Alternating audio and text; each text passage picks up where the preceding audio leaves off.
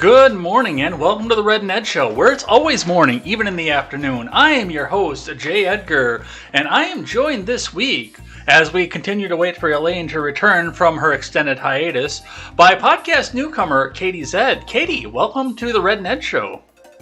Thanks for having me.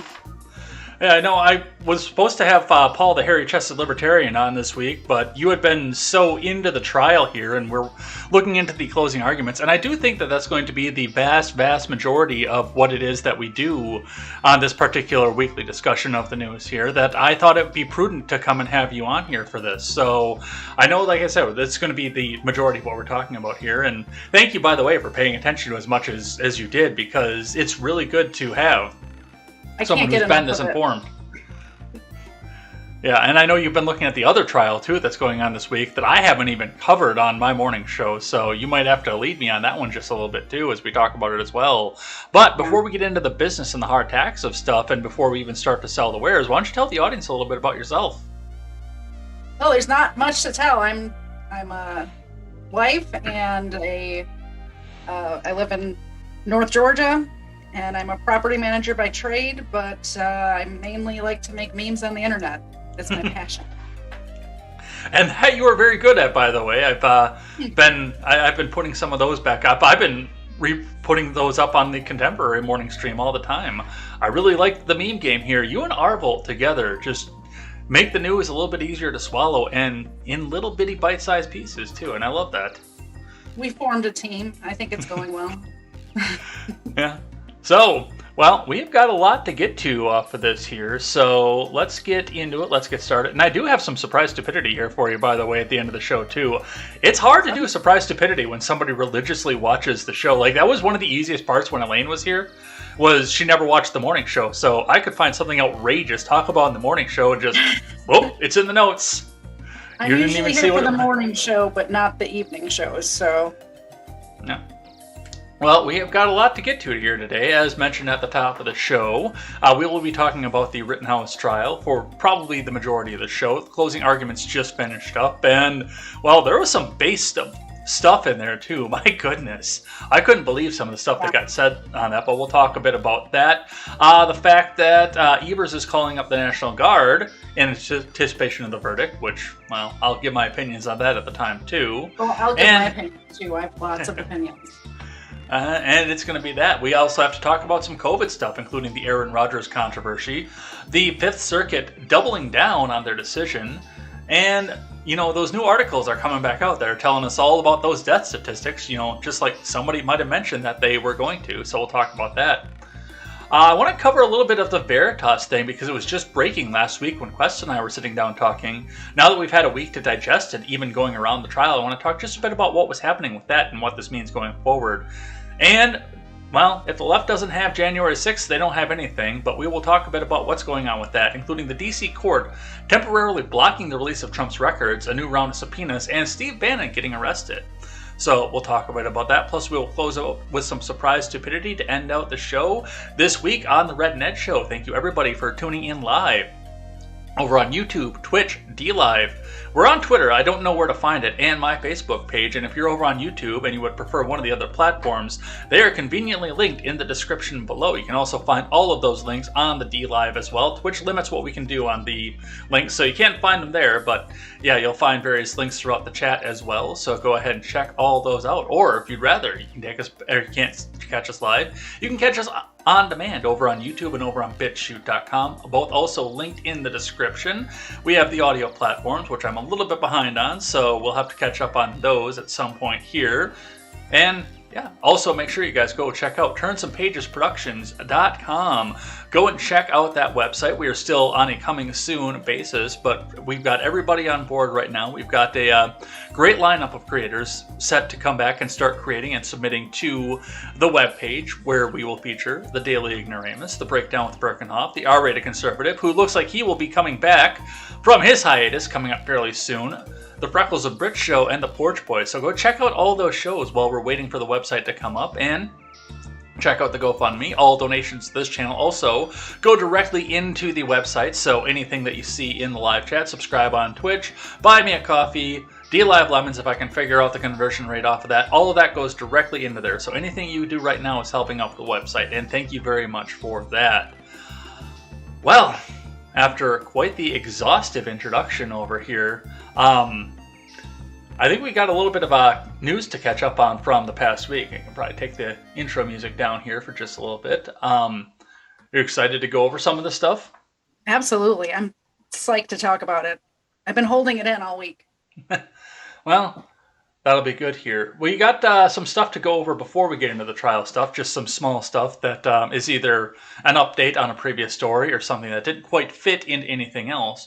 So let's get started here, starting with this one from The Hill. Democrats debate whether they misread the public on the mandate. So it looks like it's possible that at some point here, they might be taking a lesson away from what happened in Virginia. But it might not be the right lesson either. Reading from The Hill, Tuesday's election results prompted some soul-searching among Democrats about whether the party misread the public's desire for sweeping change. The introspection has picked up after the party suffered losses up and down the ballot on Tuesday, giving a reason for some to pause and consider the party's agenda has anything to do with the losses and is out of step with the wider public. You know, just like a lot of us have been trying to tell them since 2020. Well, it's headed in the right direction, at least. At least they know there's something wrong. Mm-hmm. I don't think they're going to pick the right thing to fix. You know, if it was me, I would just get all those stupid leftoids out of the party, kick them to the curb, and, you know, be somewhat of a viable union working class party again.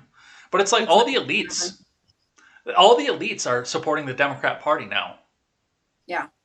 All the super rich people. And this isn't the Democrat Party. I grew up in a union house. So yeah, my dad was part of a union as well. Yeah.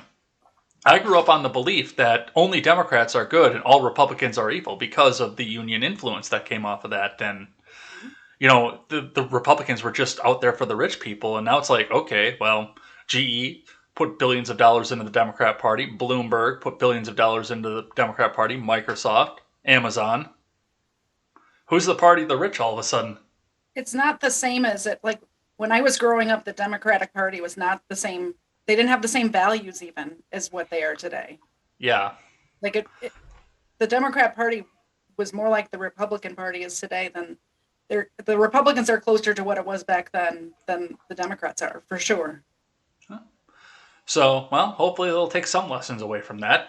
From Fox News, CNN's April Ryan asked Pete Buttigieg to address the racism built into our roadways. That's right. The roads are racist. Let's have a listen to what that sounded like. You give us the construct of how you will deconstruct the racism that was built into the roadways that you talked to the degree earlier when you broke that information with us. Can you talk to us about how that could be deconstructed? For sure, yeah. So the principle of Justice 40 is that at least 40% of the clean investments in this bill will go to benefit the communities that are overburdened and underserved. So part one of that is defining those investments that are eligible, and that's a lot of it, and we're working to map out kind of program by program, mode by mode, what would qualify. For example, if we're buying clean buses, right, how do we make sure in terms of where those buses go, but also looking at the business opportunity, the jobs that are going to be created, the businesses that will have a chance to compete for the business opportunities it creates. That, too, I think is a very important element of equity here that's in the spirit of Justice 40. And again, we have a lot of guidance and oversight from the White House since that's an administration-wide initiative. But we know that we've got to build our own internal kind of ways of aligning and defining that inside the administration. So, and with that, at what point do we realize that Pete has absolutely no idea what infrastructure is and how it works and just gets to say buzzwords all the time? That's really, he's a typical politician. That's all any of them do. But obviously the roads are black. We try to paint white lines on them. So they're obviously racist. Ooh. Seriously, though, for him to say that his point is that the minority communities are not serviced by these roads and these buses and whatever else he was talking about, which is the exact opposite of what really happens, because we all know when you're in the city or in the inner city, you can get on a bus or a train and go anywhere. There's grid pattern roads. Where I live, there's no buses. There's not. Right. There's less roads. So it's the exact opposite of what he's saying. He's Well, talking about just- building bridges too short to go to the beach or some crap. That's like, Yeah. was that one bridge one time in the 1950s? Yeah, exactly. What are we're still talking about it. And it was in Like, liberal raise- New York City too. Yeah. Raise the is there? I've been to New York. I don't know anything about the beaches there, but is there only one beach that they could get to? Where I'm from in Chicago, there's a beach like everywhere. You just go east, you'll hit a beach. So, well, that's what he has to say about that. What else do we have here? Senate Democrats have been pushing Biden because they're afraid of what's going to happen next year. Senate Democrats urge Biden to consider tapping emergency oil reserves or even ban oil exports to fight high gas prices. Reading from CNN, nearly a dozen Senate Democrats called on Biden on Monday to fight high gas prices by considering a release of barrels from the nation's emergency oil stockpile or even taking the more extreme steps of banning oil exports. In the letter, Warren, Sherrod Brown, Jack Reed, and others warned that 7-year high gas prices have placed an undue burden on families and small businesses trying to make ends meet. I mean, I don't know much about this topic, but I do know that the gas is too damn high. Yeah, that it is. Actually, I want to put this one back up towards the top here because this is actually the bobblehead in chief talking about it. So, she had a different she had a different idea of what happens with it. Let's listen to the red-haired bobblehead for just a second on what the gas prices mean. Just to be clear, and I know that's been a criticism, so that's why I said that, not an accurate one. Look, our view is that the rise in gas prices over the long term makes an even stronger case for doubling down our investment and our focus on clean energy options so that we are not relying on the fluctuations and OPEC and their willingness to put more supply and meet the demand in the market. But just to be clear. So, Senate Democrats want you to tap into the oil reserves to see if you can bring the prices down, and Jen Psaki wants you to buy a fucking Prius. I can't afford a Prius, personally. I can't afford a new car at all. So I don't know. I mean, I don't even know what to say to that. It's just too dumb to respond to. It is. Speaking of things that are too dumb to respond to, did you see this one out of the UK with COP26 this week? Vietnam's Minister of Public Security made a pilgrimage to Karl Marx's grave on his trip to London and then went to Salt Bay's restaurant for the gold leaf steak. Reading from The Independent on this particular topic, it looks like the Prime Minister or Minister of Public Security has been criticized for eating a slice of 1,450 pounds sterling, and I'm not talking about an actual 1,450 pound steak because I'm drooling thinking about that, but 1,450 pounds sterling of gold-plated steak at Salt Bay's London restaurant just a day after laying flowers at Marx's grave. Talking a little bit more about that restaurant, a table of 4 recently left dinner at the restaurant after being presented with a bill of 37.23 pounds sterling, which translates to about $50,888 US, according to a post shared to Reddit's London subreddit. So, the whole idea of there's too much excess and we need to stop the rich from having too much excess, and let's do that by going and eating a gold-plated steak. I'm starting to notice a pattern here with these extreme leftist Marxist people buying millions of dollars worth of homes and eating gold-plated steaks. Apparently, I didn't know that was a thing, but I guess you could get that if you had enough money. Mm-hmm. And then saying to the tax the rich and give to the poor and all this, but they're the ones that are reaping the benefits from it. Right. Well, it's just like every other system that had a Politburo. Was that Twitch guy that just bought like a $3 million house or something in Los Angeles? Hassan Piker. Yes. Yeah, Jenk's nephew. Or it was the other. It was a couple of months ago that there was a big to-do about that. Yeah, or Nico Lowell, the Bernie chick. Oh, who's got like $1.5 million a month apartment. Yeah, it's over and over and over again. Yeah. I mean, it started with Bernie has like 3 houses or some shit, No, that's not true. I've my house in Vermont, and I got a house in D.C., and like every good Vermont, I've got the summer camp. Us normal people have one house, if we're lucky. Yeah, I don't even have that yet, but I'm working on it. Exactly. The Paul Gosar ad this week raised a lot of eyebrows. I let this go at first because I didn't think it was going to go anywhere.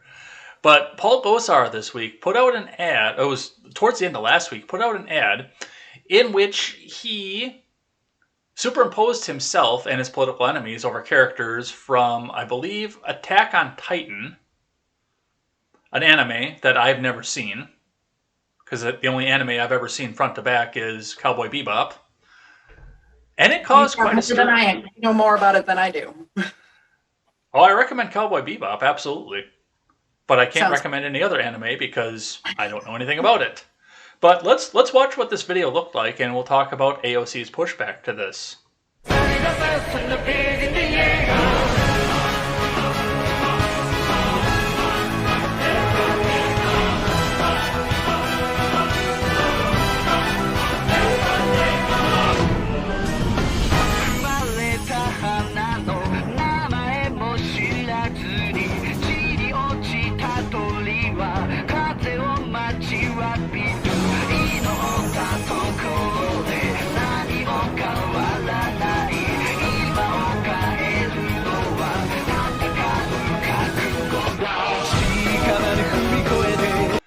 I mean, at this point in the ad, I mean, this is not much different from any other Republican ad. They're showing the caravans crossing the Rio Grande. They're showing military, because that's in every Republican ad. You see the MS-13 face tattooed gang member off of here. It's just that they've got the Japanese music over the back of it. I have to say, I don't know anything about anime, but I do like this better than the sappy, patriotic music with the or the scary, ominous music. Like this is actually better for me.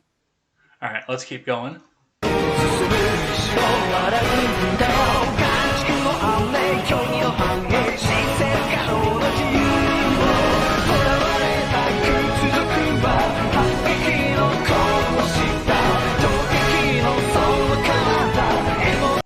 But that right there, the point that they're at right now, is the point that actually brought everyone to attention, because Gosar, face superimposed over the lead character, who I don't know who that is in the clip attacking a giant with AOC's face over the top of it. And, you know, that's what we had to talk about here was, oh no, Gosar put out an ad where he was killing AOC. All I have to say is amazing. I love it. More of this, please. Going on and reading from The Blaze on the same topic here, AOC calls GOP congressman a collection of wet toothpicks after he posted a doctored anime clip that depicted him attacking her. Reading on, the Honorable and Venerable Representative Alexandria Ocasio-Cortez, D. Twitch, and other lawmakers have criticized Paul Gosar for posting an edited video that includes a section in which Cortez's face is superimposed over a cartoon figure that gets attacked by a character that has Gosar's face superimposed on it. Another section shows a figure with Gosar's face is leaping to attack President Joe Biden, though the video pauses with the character in midair and the attack is not shown. What's interesting about this, I mean, Gosar is from like Flagstaff, so northwestern Arizona on the California border, where it's not the populated area. It's not Phoenix. It's not Pima County. I know Tucson. that area very well. Yeah. I think that the Democrats just don't have a sense of humor at all. I really believe that if the Democrats did a similar thing towards Republicans, I could still see the humor in it, you know? Yeah. I think most Republicans could. Yeah, but there is no humor from the other side. Zero. I can definitely tell you that. You're bad at memeing. It's horrible. Some news on the immigration front. The U.S. is out to send deportation case notices to 78,000 migrants who are not fully processed. Reading from CBS, the U.S. government is set to launch an operation this week to send court documents to 78,000 migrants who were not processed for deportation after crossing the U.S.-Mexico border without authorization this year. 2 people briefed on the plan told CBS News. Starting Monday, the U.S. immigration authorities will dispatch packets of legal documents that will instruct migrants, many of them with families with children, to show up in court hearings before immigration judges who will determine whether the new arrivals will be allowed to stay in the country, sources say.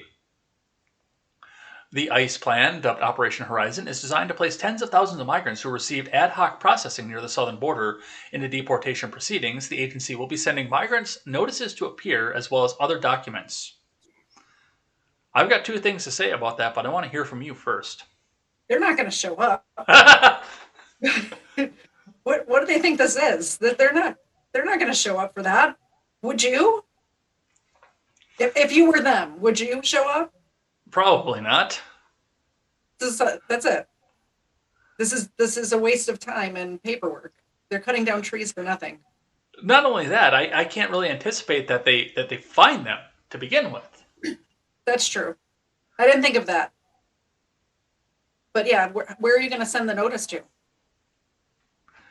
And furthermore, remember during the debates, like during the Democrat debates, when Biden was up on the stage looking dazed and confused. I got to be a little bit more specific than that, I guess. I was going to say which time. But when he was in, I think it was like the 3rd debate, because there were still a bunch of people on the stage, and they started to talk, and they started to get that protest in the back about Barack and Joe's deportation, and then CNN quickly ushered those people back out. Oh yeah, I do remember that. It took me a minute. I don't think this is going to play well with those people. No, not at all. No. I mean, it's just all so clear to me. I just don't see how people still have their eyes closed on what's actually going on. Mm-hmm. At any election on either side. They're not, whatever they're telling you is not going to happen. Trump didn't do all the things he said he was going to do. Biden's not going to do most of the shit he said he was going to do. Sorry, am I allowed to cuss on here? Oh, fucking absolutely. Cuss all the fuck you want around here. I was trying to be good. I'm not. Okay. I'm an innocent angel. I don't ever cuss. But yeah, this is not going to play well with those people by any stretch of the imagination, which is hilarious to me. It really is. Exactly. So, with that, the e-thottery will continue on here, reading from Mac Rumors. Instagram is preparing to launch subscriptions to let users pay for exclusive content from creators. Not to be outdone by OnlyFans and Twitter launching a tipping service, now Instagram is getting in on this too. Reading here, Instagram is preparing to launch in-app subscriptions, allowing users to pay for exclusive content from their favorite creators, as the platform looks to move away from conventional ads for monetization, recent App Store listings have suggested. In May of this year, Instagram head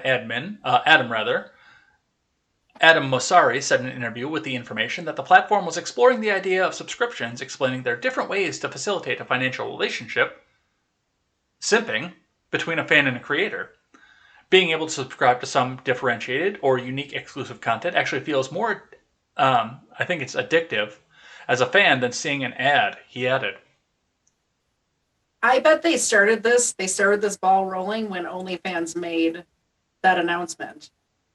Was it 2 months ago, 3 months ago, and then went back on it? Probably. I bet Twitter saw an opportunity. They formed a team to look into it, an exploratory committee of some type, and they got the ball rolling, and then all of a sudden OnlyFans is like, nope, just kidding. We're not changing anything. And now they're kind of stuck with whatever they created to do this, and they're going to just see if they can make it work. And they have created a monster. The internet does not have enough hoes, so they're going to see if they can put some more on there. I got one from NPR for us here. Congress's new mandate to car makers: figure out a way to stop drunk driving. This comes to NPR from the Associated Press. Congress has created a new requirement for automakers to find a high-tech way to keep drunken people from driving cars. It's one of the mandates, along with a burst of new spending aimed at improving auto safety amid escalating road fatalities in the trillion-dollar infrastructure package that President Biden is expected to sign soon. Update on that, he did sign that today. Under the legislation, monitoring systems to help stop intoxicated drivers could roll out in all new vehicles as early as 2026. After the Transportation Department assesses the best form of technology to install in millions of vehicles, and automakers are given time to comply. A breathalyzer in every car. I mean, I think we just got to all keep the cars we have right now and just keep fixing them, right?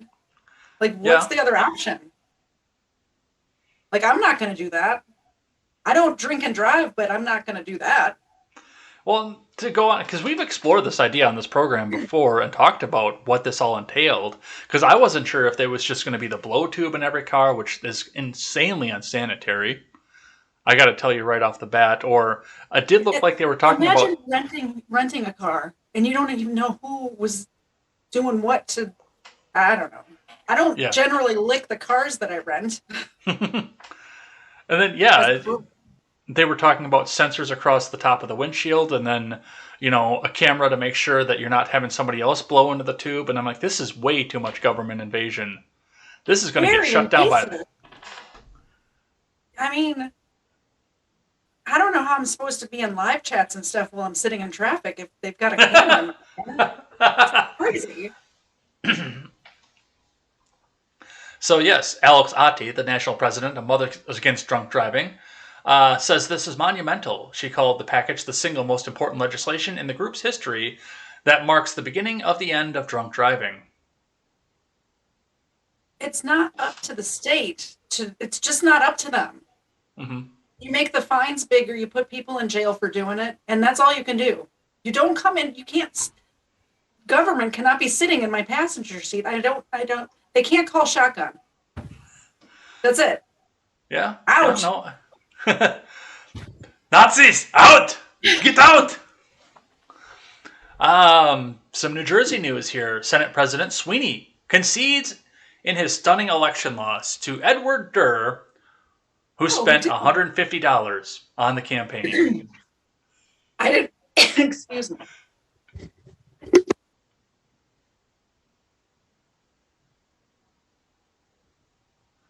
Just don't stop. Easy. I didn't realize that had happened. I got so excited about it, I almost choked. I did hear he spent a little bit more than that, in all reality, but still, like less than 10,000. Yeah, I think I heard like 9,000 something all in with the ads and everything. But that's amazing. That's amazing. Mm-hmm.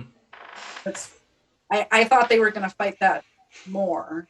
I thought they were going to find a truckload of it. Like, honestly, what I thought was going to happen is the same thing that happened in Georgia, where I'm from, during the presidential election, where they're going to be pulling out bins of ballots from underneath tables at polling or at election places. But that doesn't happen. Honk honk. Oh right. We're on YouTube. We got a honk. I forgot. That never happened. Most popular president in history. Stacey More votes than Barack Obama. But no, I really thought they were gonna like spin this one, rig it, whatever, to go the other way.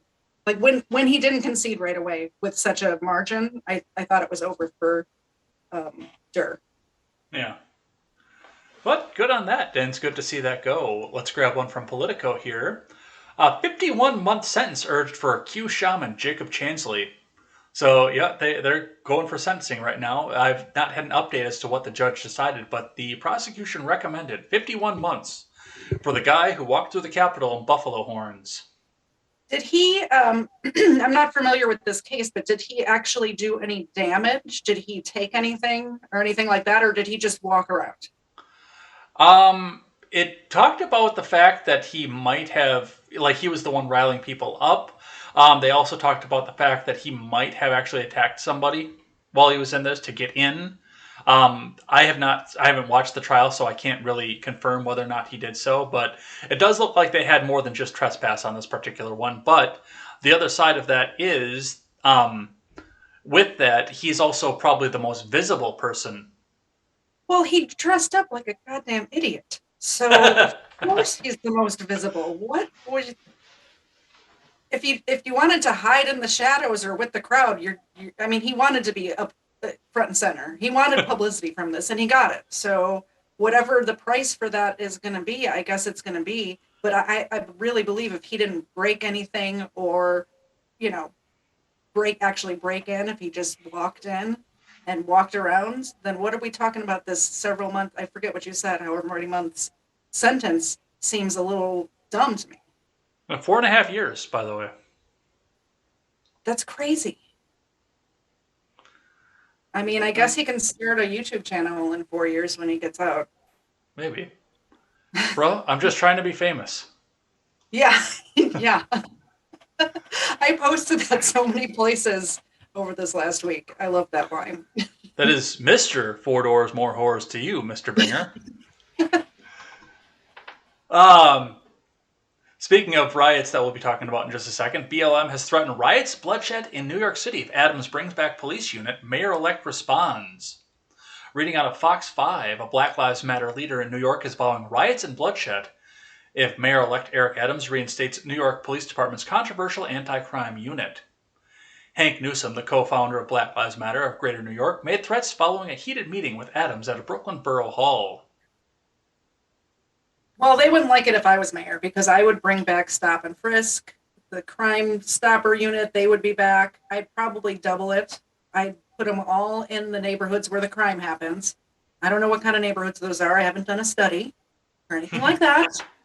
But I would make sure all the police were where the crime is happening, and they'd be able to stop anybody who looks suspicious. Anybody who's sussy gets frisked. Well, we'll see what happens. We'll see if they start the fights. I'm kind of interested to see how that goes. A little bit of a white pill for you here on the Beyond Meat front. Beyond Meat shares crater as losses mount. Company expects weak U.S. sales growth ahead.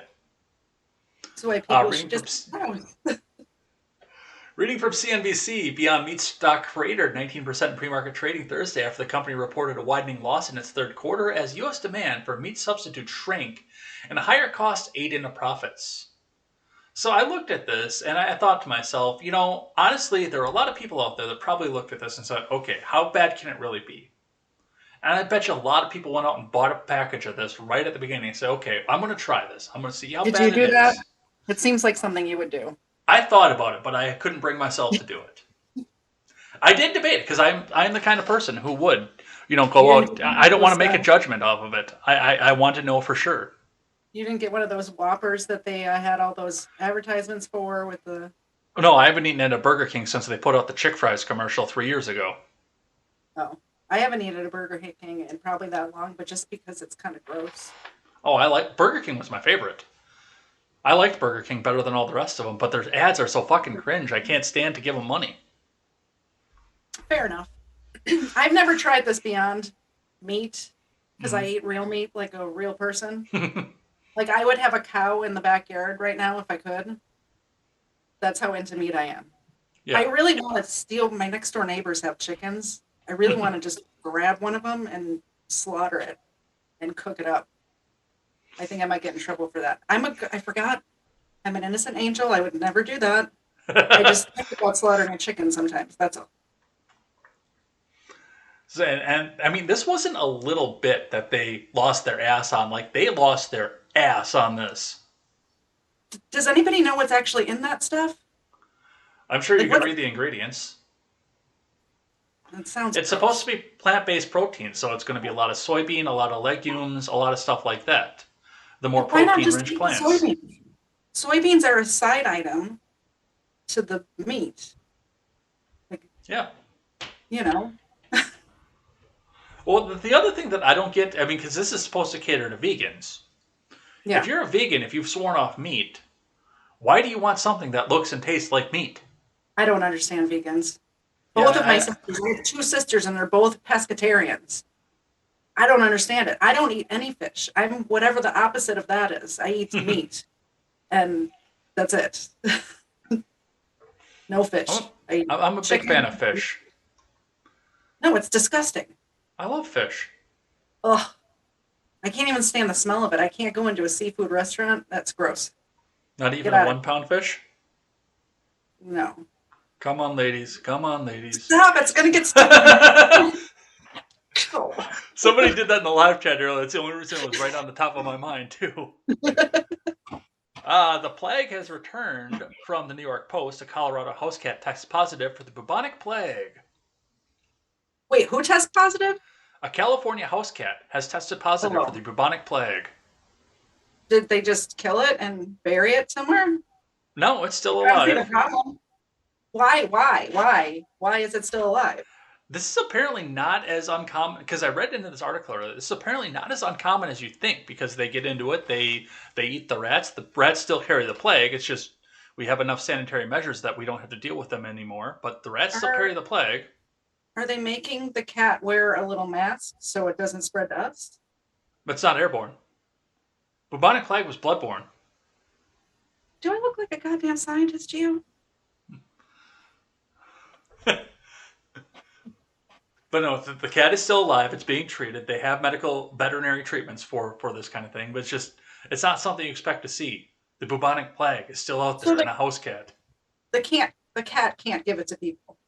No, you get bubonic plague from ingestion, from eating. I know, I'm picturing a cat with a little mask on, and it's kind of cute. So I think we should. Memes incoming. Let's talk about the Lincoln Project and get rid of this fucking autoplay because I can't stand it from Fox News. Lincoln Project Steve Schmidt roasts his own recklessly stupid group for Virginia Tiki Torch stunt. Let's listen. Thank you for the question. I haven't talked about it. So I learned about it on the news, like everybody else, and had no involvement with it, and have not been involved operationally, strategically at all in the Virginia campaign, or really in the day-to-day with the Lincoln Project since the Georgia special elections. And what I'd say about it is on the 1 to 10 scale of being very angry, internally I clocked in at about a 57. And I expressed my opinions internally, and I'm not sure that I did the right thing by not saying something publicly, but if I did, I knew it would be more of a distraction for Governor McAuliffe, and I didn't want to do that. But I thought the action was recklessly stupid. It was dishonest and cheap. It is exactly the wrong way to approach the fight against a real fascist movement, against extremist elements. It showed appalling judgment by the day-to-day management and leadership of the Lincoln Project. Someone could have gotten beaten up, could have gotten hurt, could have incited violence. There are 100 bad things that can happen. And so, to be involved in politics at any level is to touch a... All right, I can't listen to him anymore. And he immediately got off this live stream and went back to his bedroom with a young boy. He's got a weird speech thing going on that I couldn't pay attention to what he was saying because I was so focused on it. I don't know what it was. I was trying to figure it out. Dumbassedness? I don't know. It's something. I don't know. But yeah, I mean, after the fact, now he's ripping on his own group or what they did outside the bus. And getting so blatantly caught, too. And all of their staffers deleting their Twitter accounts. I don't know why they thought that would work. Like, everybody knows that everything's an op, so do you think the internet wasn't going to put that together? Or like the autists on 4chan? Well, that's what I was thinking. Like, they're going to figure it out. You can't pull that off. They found Shia LaBeouf using cloud patterns. Yes. That's like one of my all-time favorite internet stories. 4chan scares the shit out of me. I'm not going to lie. I hope I never get on their bad side because they scare the fuck out of me. Yeah, that capture the flag game was epic. What else do we have here? Speaking of the Virginia race, White House wants McAuliffe after Virginia gubernatorial loss. Report. The Biden admin is searching for a new job to give to Terry McAuliffe following his defeat in the race to be Virginia governor last week, according to a new report. Punchbowl News reported Thursday that the White House officials are looking to place the former Democratic National Committee chair somewhere in the hierarchy. The report cited multiple high-level sources familiar with the White House's thinking. Stephen pointed this out on his show earlier, but I mean, they're weird when it comes to people who lose on the Democrat side because they reward them when they lose. They give them another position. Yeah. I wish I would have paid attention when he was talking about that because I have no idea what you're talking about. No, I'm kidding. That they did the same thing with Stacey Abrams here. Yeah. Like, they act like she won. She thought she was going to get a cabinet seat with the Biden administration. I'm like, bitch, you didn't win. You're nobody. You're nobody. But they prop her up. Like, I mean, I don't know what kind of 2x4s they're using, but they prop her up as some sort of hero. And she lost. She lost by a lot. Yeah. So, yeah, that's what they have going on with that. Does look like McAuliffe actually doesn't want to take them up on this, though. Which is interesting. Yeah. But that's where we go with that. I got just a couple more here, then we'll get into the Rittenhouse stuff. Speaking more of the Virginia race here, new governor, new yearbook voter. Jeff Thomas with Blue Virginia surfaced a photo of Governor-elect Glenn Youngkin at a high school prom event called An Oriental Occasion Where White People Dressed in Traditional Asian Garb. You know, like this full tuxedo and these weird late 70s prom dresses. Those are so Asian. It's not even funny. Well, the Asians don't really care if you dress up like them. I remember a few years back, there was that girl that went to prom in an Asian-looking red. It wasn't really a kimono, but it was some sort of Asian-looking fancy dress. And the internet freaked out over it. And I watched a video of a YouTuber who happened to live in China somewhere.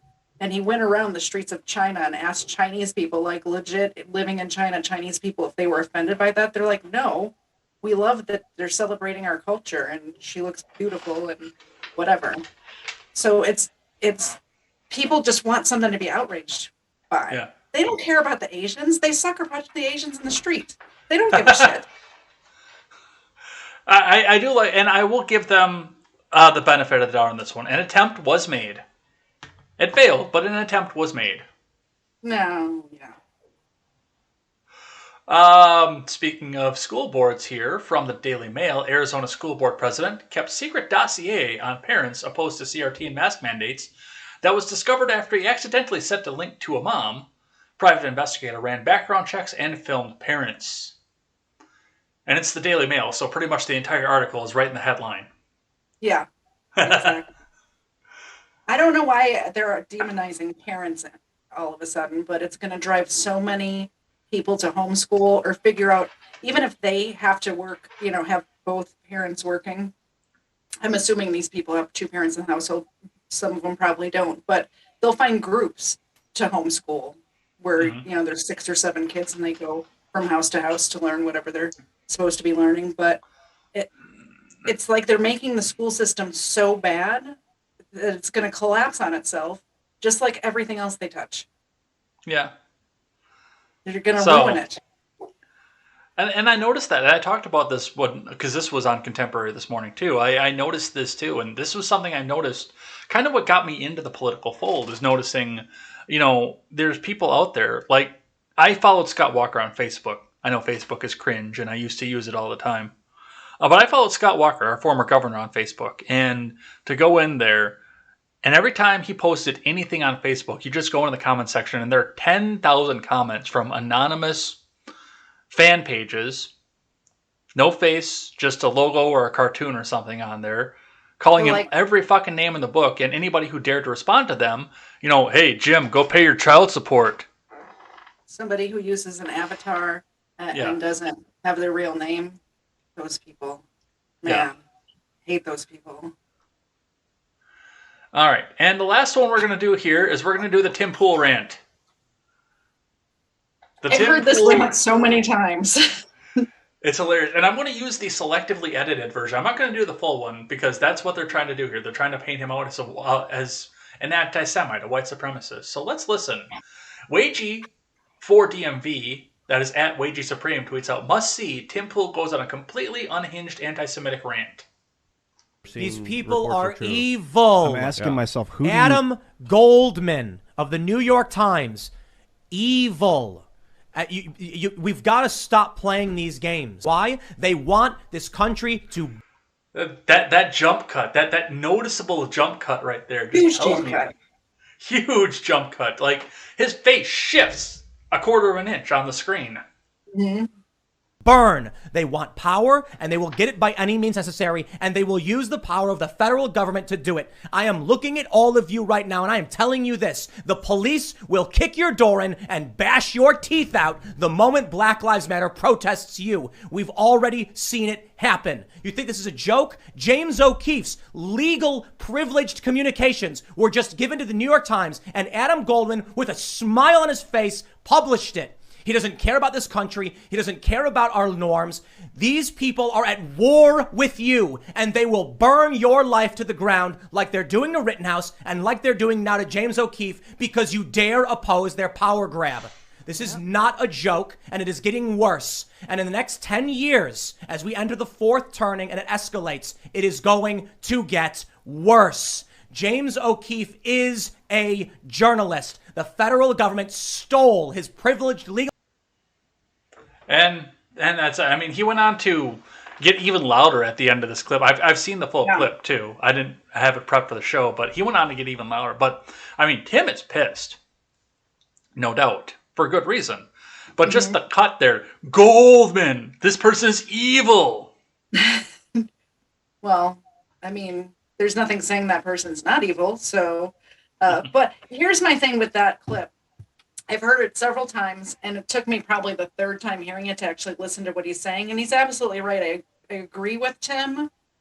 But if somebody's yelling like that, it something clicks off in my head. I just start making fun of them in my head for being so upset, and then I don't hear anything they're saying. So if you're trying to get your point across, that's not the way to do it. Not for me anyway.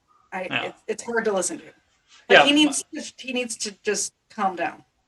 Yeah, my mom was the same way when like I showed her a Razor Fist clip sometime a while back, and she said, "Well, I don't really get into that kind of commentary." Or no, it wasn't the Razor Fist; it was Jen the Libertarian.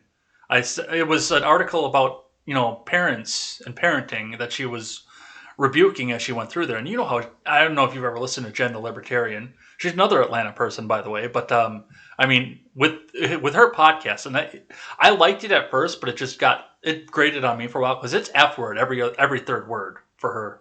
Yeah, I just can't. I don't know. It's not.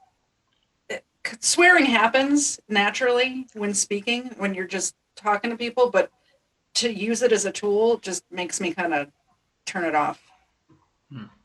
All right, we're going to do a little bit of live chat here. We're going to talk to these guys and see what it is that they have to say here. Yeah, there's a bunch. So let's get in here and let's see what they have to say, and then we will move in and we'll talk about the Rittenhouse stuff here. Quest Fanning says, "We love you, KT." Hoopy Star, that's a new name in here. Welcome on in. Seconded that with the tilde. That's somebody that I know. Nice. Thank you for tuning in. Hit the subscribe button if you like what you see. I'm here every morning at 7:15, and that is Central Time. The Dumb Stream is here. Oh, it's the ZNet show. Let's see. The Dumb Stream says that is legit life. Aimless Gamer is here. Quest Fanning says, "Hey Dan, Life to the Max is here. You're here." Steven says, "KT's mic sounds really good. Much less like an airplane hangar." Thanks, Steven. Tell Mr. Zed he bought it for me. Let's see. The Dumb Stream says, "Lurking Class Party." Quest Fanning says, "Why is the persecution's rebuttal going so long? Are they still going?" I have no idea. When Ed and I first got on the call, we were both trying to catch up. Like, I had to actually work today at work. It was crazy. It doesn't usually happen. But I was behind on the trial, and I had just been listening to it, and he had just been listening to it, and I thought it was coming through my speakers, but it was coming through his speakers, but we were at, like, the same point in the trial, running at, like, 2 times speed. It was a big thing. Yeah, and I mean, I was down. I was actually on the ground today, and we'll talk a bit about what I saw when we get up there. So I missed most of the stream too. Let's see. What else do we have here? Leibt and Max feel so powerful with this wrench. Steven, the dumbstream, says, not just butthole, re-butthole. Then he realized that he can get banned on that account. Let's see. Leibt and Max says, the tables have turned, Ignoramus. And Steven says, I do not know this, Ignoramus. You can clearly see I'm the dumbstream. Quest is tempted to arbitrarily silence Steven for a very short time, 60 seconds. Somebody's dog just went off. I think that was mine. No, I think that actually came through here, I think. Oh. Quest says the low bridges on the parkways on Long Island were for keeping buses out. Robert Moss's was a biatch. Leibt and Max says rainbow roads like Seattle and Mario Kart. Nice. Aimless Gamer says Pete Buttstuff gets served. Ignoramus Media switched himself back out and says Roads of Color certainly won't get you there on time. I wonder where the regular Stephen Ignoramus channel went. Susan. Free Stephen. Stephen says OPEC is what I say after chest day. Stephen says Salt Bay is just normal Bay when she's annoyed with me. Amless asked about the 1 pound fish. What else do we have here? Get Hassan on the show. I would do it. I would talk to him. I would talk to anybody. I hate watching that guy all the time. He's such a dick. Life to the Max says, is Elon one of us or a funny robot? That was good. I like that. I don't know where Elon is. I'm not going to lie. Aimless Gamer is an expert in anime, so if you want anime expectations, go to Aimless Gamer. No, thank you. Steven says, I love Gosar because he straight up wants to end immigration. Well, I guess I'm a little bit in a different place off of that. I think we need to end it for like 5 years at least and then reassess. Yeah, possibly. Banning says, good God, that ugly Drew Carey impersonator for the Rittenhouse persecution is still droning on. Steven says, the trial is still on. Tell him to come watch the real show. Apparently there's a pants comment going on here somewhere. The persecution is finally over. Judges giving instructions to the jurors before the deliberations. Life to the Max says, your hair looks good, Katie. Thank you. Steven says, oh, they'll get a notice. That'll spook them good. Let's see, what else? Left to the Max says, Barry and Larry, couple name Blairy in the back of the limo.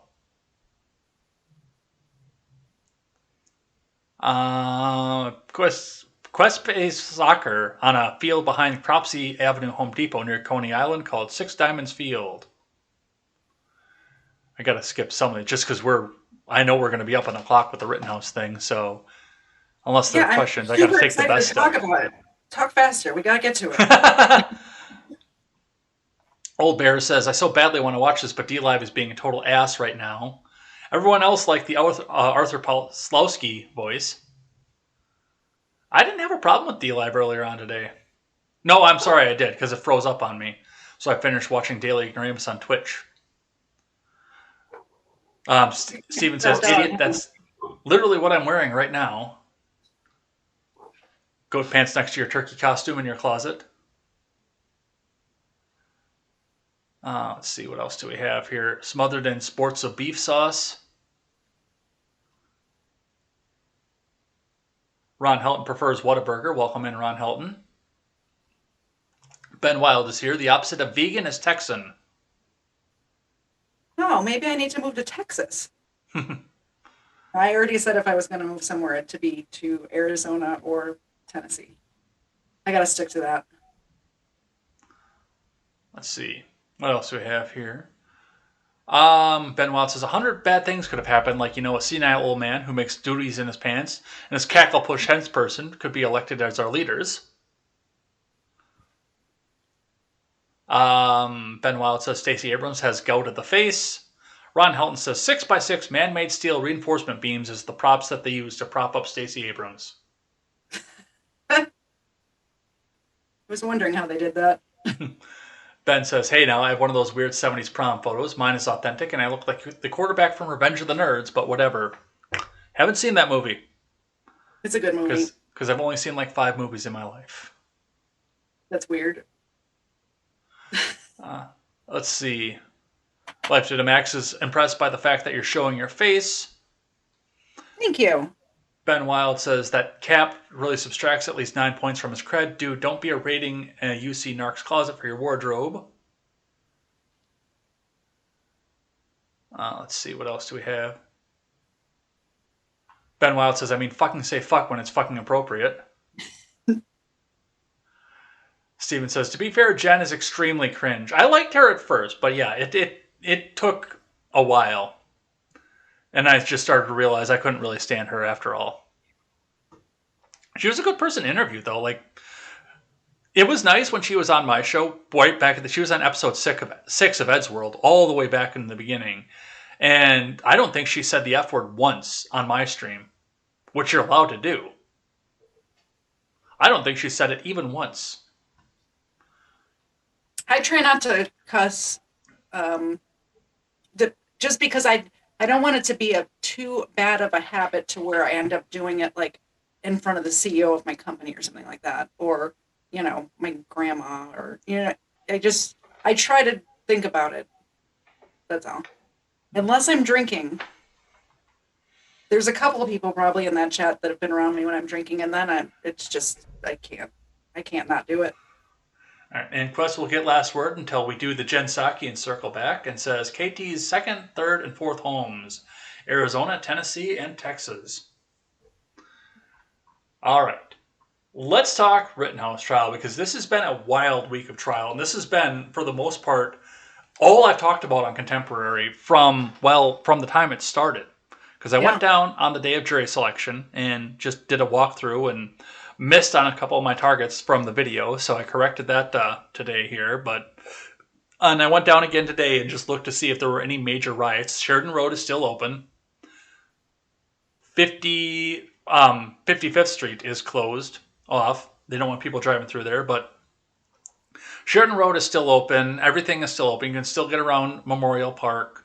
You can still get through everything. So it doesn't look like they're gearing up for riots right now. But the very first topic that I want to touch on with this is, because we are coming into the point where the jury's deliberation here, is that NBC5 Chicago has reported that Evers has deployed the National Guard to Kenosha ahead of the Kyle Rittenhouse trial decision. So they weren't even through closing arguments yet, and he's already got them out here. Now, I said this on Contemporary already before we start to turn the floor back over to you here. The shooting of St. Jacob, hallowed be his name, happened on a Sunday night. It was approximately, if I remember correctly, about 6:30 at night. I know the sun was setting in August, so it might have been even just a little bit later than that. But I could tell from the photos that the sun was on the way down. The sky was all red and everything else like that. That happened on a Sunday night, and they started rioting right away on the Sunday night. They started burning shit. They started busting shit. I mean, there was already stuff busted, and I went down there on that Monday in the morning. Like, as soon as I clicked off the camera for Contemporary, I got in the truck and drove the hour over to Kenosha. So I was there by 11 o'clock in the morning. It was all busted up to shit. Graffiti everywhere, fires. There were garbage trucks burnt out in the intersections, most of them that I went by through today, already that night. Immediately, they were doing this. And the thing with Rittenhouse that we've been discussing all week happened on Tuesday night. Now, according to the timeline, it does look like... Yeah, it was almost Wednesday. It was 11:30. Yeah. So that happened on Tuesday night. Mm-hmm. Now, that Wednesday, after all this happened, Evers finally took out the National Guard, and it all stopped. And I pull to my original assertion, and I hate government intervention. I hate government intervention with a passion. I hate the government with a passion, so I hate government intervention with a passion. If Evers had done this on Monday, you'd have never heard the name Kyle Rittenhouse. Oh, ever. For sure. Well, he was trying to be famous, so maybe. 4 doors, more whores. Here's my question: Why are we making news press conferences about this National Guard thing? Why not just do it on the down low if you're not trying to intimidate the jury? Like, if you're not trying to send a message and intimidate people, why on earth are you doing press briefings about it? Like, you don't have to tell the press that you're moving National Guard troops around. You don't have to tell them shit. I don't know if this is to intimidate the jury. I think that this is because they can't have BLM out on an election year. And they're not trying very hard. I noticed this from the live stream I just did a little while ago, but they're out there, but they're not trying real hard about it. It's like you got one guy shouting into a microphone, "No justice!" and 12 people with half-hearted responses of "No peace." At least they didn't give the megaphone to a woman, a screeching woman. They always give it to a dang screeching woman. So yeah, I'm kind of glad that my first day down there, I forgot to turn the sound. I couldn't figure out how to turn the sound on in Streamlabs on my phone because that's exactly what it was in front of the police station that day. Why? Why would you listen to my voice? Why would you want that megaphone? Like, just don't give it to a woman. What's wrong with you? I wouldn't want to listen to me. She was screeching too. Mm-hmm. A woman cannot raise her voice without screeching. It doesn't happen. And especially those women definitely can't raise their voice without screeching.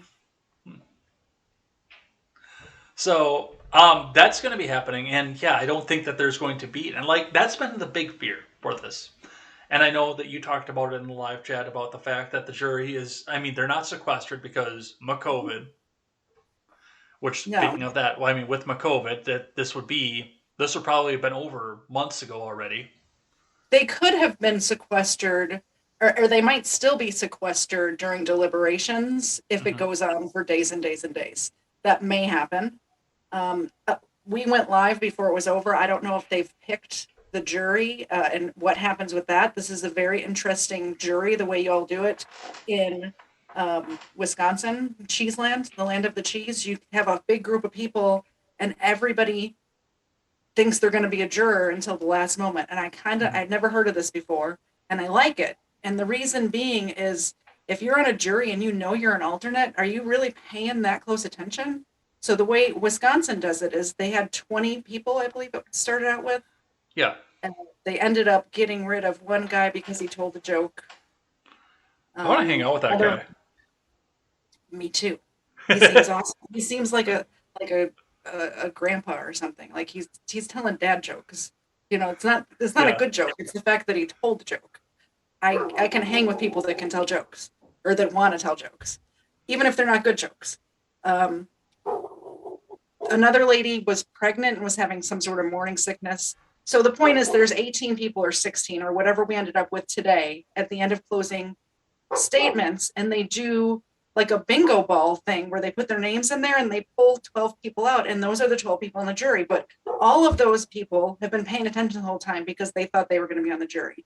I think when you have alternates set aside in the beginning, they're just not going to be, they're going to be doodling and not really picking apart. When you're going to have to make a decision on something, you pay closer attention to it. That's all. Yeah. So I could talk about this for like hours. I'm really into this stuff. Well, unfortunately, we don't have hours off of this, but just going back and looking at some of the stuff here. So as we were on the RedNet show on Monday, the prosecution had just rested their case, and it was a very weak case. I did like the fact that the defense attorney, in his closing statements today, which I was listening to right before we came up here, pointed out on numerous occasions that Gage Grosskreutz had 10 million reasons to not do X, Y, and Z. And I'm like, dude, based. Yeah. Like, he kept hammering on that point too. Oh, well, he had 10 million reasons not to hand the prosecutor or the investigative detective his phone. I'm like, based. Oh, yeah. Okay, sorry. I don't think I got to that part, but it took me a minute. I'm blonde sometimes, more blonde than others. But because of his lawsuit, he got on that stand and lied his ass off. And then got on TV the next day when he got pressed about his lies on cross-examination. He got pressed about his lies and ended up telling the truth, I think by accident. I'm not sure how that happened, but then he got on TV the next day and lied some more. Because he wants $10 million. I hope he doesn't get $10 million. There's no reason for him to get $10 million. Well, the police weren't doing their job, and he lost his arm because of it. They were doing their job. They were actively pushing people back from the courthouse. That's what they were doing. That's what he claims. So I want to take just a little bit of time. I got a few things queued up over this. I do want to talk about the judge versus the prosecutor a little bit, but I want to talk a bit about the Rittenhouse statement, because in a very, very unusual move by the defense for a murder trial, Rittenhouse took the stand on his own volition to talk about what was going on there, and almost immediately in the beginning of the line of questioning, he broke down into tears on the stand, which I can't blame him for it, because that is... Why did he take the stand? Who let him do that? Yeah, that's if the you're ever thing. on trial for anything, anybody out there watching me right now, shut your mouth, get a lawyer, and don't take the stand. You don't have to. It's not required of you. Just zip it. It's your right. Go ahead. Sorry. It seemed to work for him, though. It really did. I don't know. Why put him through that, too? It was his decision. He was having PTSD. So he was when I saw that, it made me cry.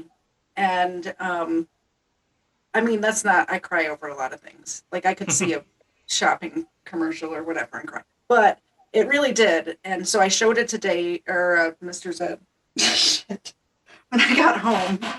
And he's familiar with PTSD. I don't think he suffers from it, but he was in the military and knows a lot of guys that do. And right away, I didn't even say anything. I said, just watch this. And he immediately said, that's PTSD. You could tell the moment that it switches in Kyle's brain from telling a story to him reliving it is the moment that he broke down. As soon as he put himself there, because he's trying to tell the truth and trying to get the details right. So in his brain, it just flipped to where he was reliving it, and he couldn't handle it. I'm going to cry just thinking about it. Yeah. So you talk.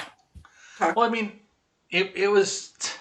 And he got his composure back. They took a break almost immediately after that, and he did get his composure back. But, that wasn't enough to come back out and, get the mainstream's up on this.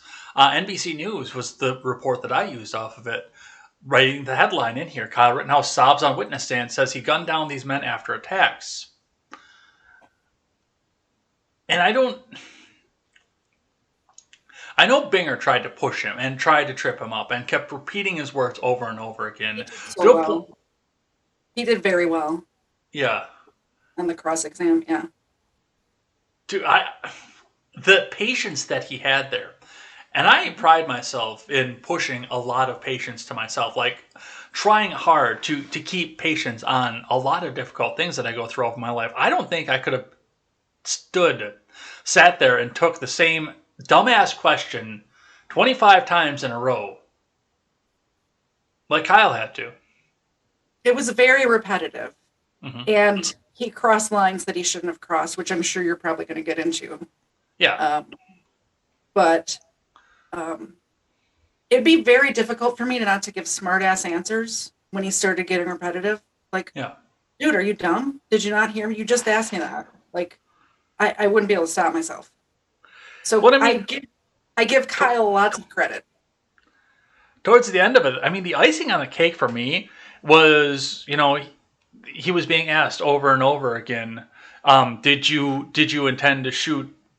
Did you want to kill Mr. Rosenbaum? Over and over again. And then one time, Binger's like, well, won't you answer the question? And Schrader got into it and said, he did answer the question, you just didn't like the answer.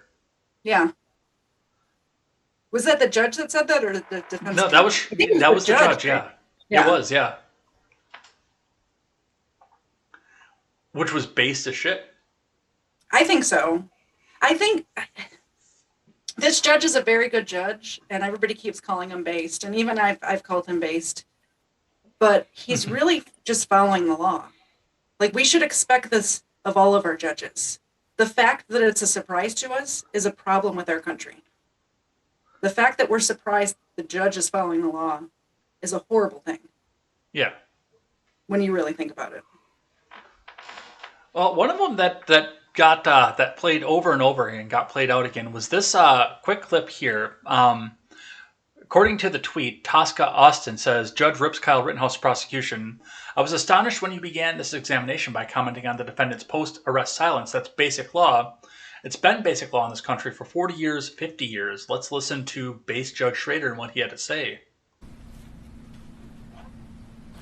My understanding of you should have come and asked for reconsideration. You did on the one motion, and in fact, I granted your motion for reconsideration. That was not our motion.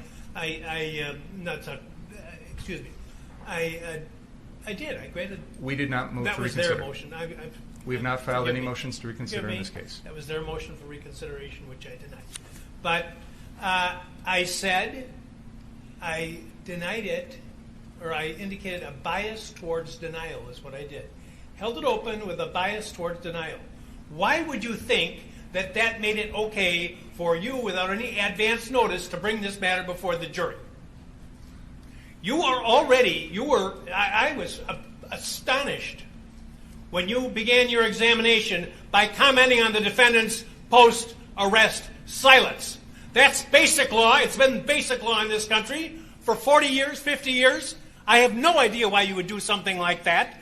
And it gives, I'll leave it at that. So I don't know what you're up to. May I respond? Yes.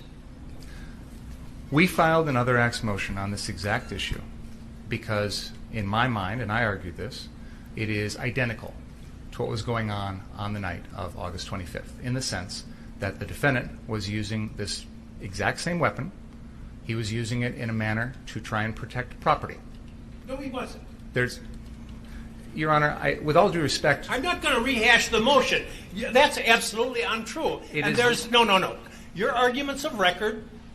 My comments are of record, and why I ruled as I did is of record. There's nothing that I heard in this trial to suggest that anything's changed. Even if you're correct in your assumption that you know more than I did at the time, you should have come to the court and say, I want to go into this. Why you would think that you could go into it without any... All right, and the video clip cuts off there, but I mean, this guy was, like you said, he was going above and beyond many of his constitutional constraints. But here's the thing, is why would you not want a judge to call out a lawyer, no matter what side it's on, that's violating somebody's constitutional rights? Everyone should be applauding that. Like, both sides, no matter who, if you think Kyle's guilty, innocent, whatever, you should be applauding that. I just don't see why you wouldn't. Like, people were saying that the judge is biased because of that, but that lawyer was violating Kyle's constitutional right, like basic rights. What is it, Miranda v. Arizona is like 50 years old. Yeah. Yeah, he had the right to remain silent. Yeah, exactly. So there was another clip that I wanted to go off and do here because, I mean, Rupar said it absolutely best. This is not going well for the prosecutor, and it wasn't. No. Because he kept trying to push across here. Another one to go with my point off of this. To strongly admonish him, and the next time it happens, I'll be asking for a mistrial with prejudice. He's an experienced attorney, and he knows better. Mr. Finger? first of all, Your Honor, this was the subject of a motion. I'm well aware of that, and the court left the door open. For me, not for you. My understanding of you should have come and asked for reconsideration. You did on the one motion, and in fact, I granted your motion for reconsideration. That was not our motion. And that's where that first clip we just watched started. Is you know the defense coming in saying they were going to ask for a mistrial with prejudice. Yeah, they never did. Or did they? I don't They think did. they That did. actually, that's the next topic we're going to talk about is the fact that they actually did. Oh, they They did. did I file. think what they didn't do that I was surprised about is usually at the halfway point before the defense starts putting on their case, they ask for the I forget what it's called now, and I have a problem where I take too many notes and then I can't find the note that I want. But there's a name for it and they did it in the Chauvin trial, where halfway through they basically say, well, they didn't prove their case, so just like let's get out of here. And almost every case I've ever seen, they do that, and they didn't do it. The defense wanted to put on their case in this trial. Well, I mean, you think about the case that they have. This is very, very clear cut. Pretty good case, yeah. And for the most part, it almost seems like they're trying to embarrass Binger at this point, which, I mean, he's doing a very good job of doing that to himself. Did you see the picture going around online of him holding that gun today in the courtroom? Yes, I didn't get it into the notes in time, but yeah, I mean, horrible trigger. Embarrassing. And Embarrassing. the person that's on trial is on trial because he had such great trigger discipline and only hurt the people who were trying to hurt him. His mom should be embarrassed of him. His dad should definitely be embarrassed of him. His children should be hiding their faces because it's just horribly embarrassing. The whole thing from start to finish, 100% embarrassing. Well, and I mean, the fortunate thing for me is, like, I've lived in Kenosha for a long time. I don't live there anymore, but I lived there for a long time. I did not, because I think I'm older than Thomas Binger is. If you want me to be completely honest, I think I'm older than he is. Really? And when I got in trouble in Kenosha, I was 19, so he wouldn't have been the prosecutor yet. No. And I never had to deal with him. There's no way you're older than him. He looks I'm 37. Old. He looks older than that to me. Oh.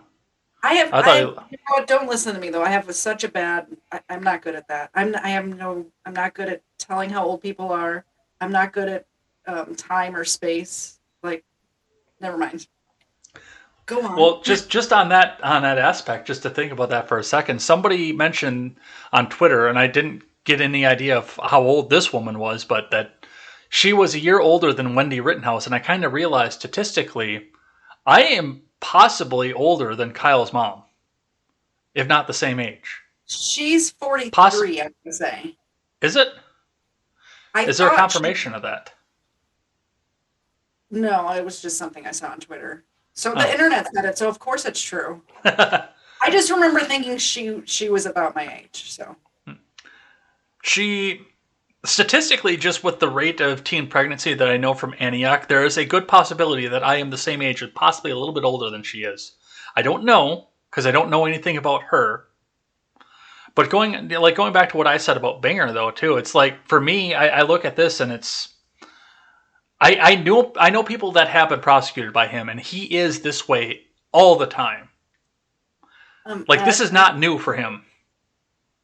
You sure you're not Kyle's dad? I'm sure. Okay. Just checking. I mean, you live there. The ages line up. Yeah. Could have been a drunken night in high school. You never know.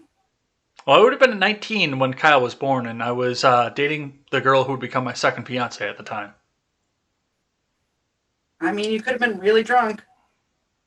Not that drunk. You're supposed to say I never drank when I was 19 because it wasn't legal. But that would be a lie. I never drank. Is he 45? Holy shit. Ron Helton just said Binger's 45. Really? I thought I was older than him. I thought he seemed older than you. He seems like a big stick in the mud, doesn't he? He doesn't seem like he'd be fun at a party at all. Yeah, no, I could see that. But I mean, yeah, he's been on the bench for a long time. He knows what he's doing.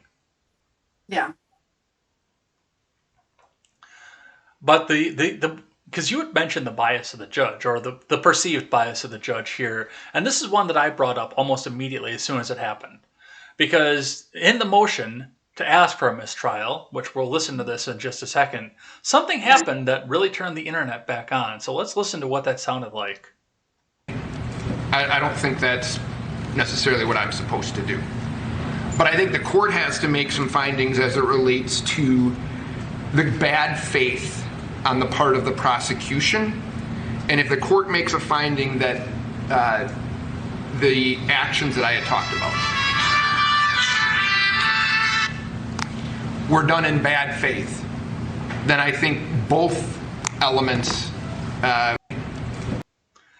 I heard that and I said they're going to take down the internet and they're going to rip that up and down. You said that immediately. Yes. I was hanging out with you when that happened, and you said that immediately. And by the time your stream was done, I sent you an article of them ripping him apart. It was like an hour later. The Daily Beast, of all people, had an article written about that. So, and of course, that is for those who are, haven't listened to music since 1984 when Lee Greenwood's patriotic anthem came out. That was Lee Greenwood's patriotic anthem, God Bless the USA, which, as the Daily Beast pointed out, is pretty much the mega anthem at this point because they played it at the beginning of every Trump rally out there. Yeah. Well, how can he be unbiased? He's using the mega theme song.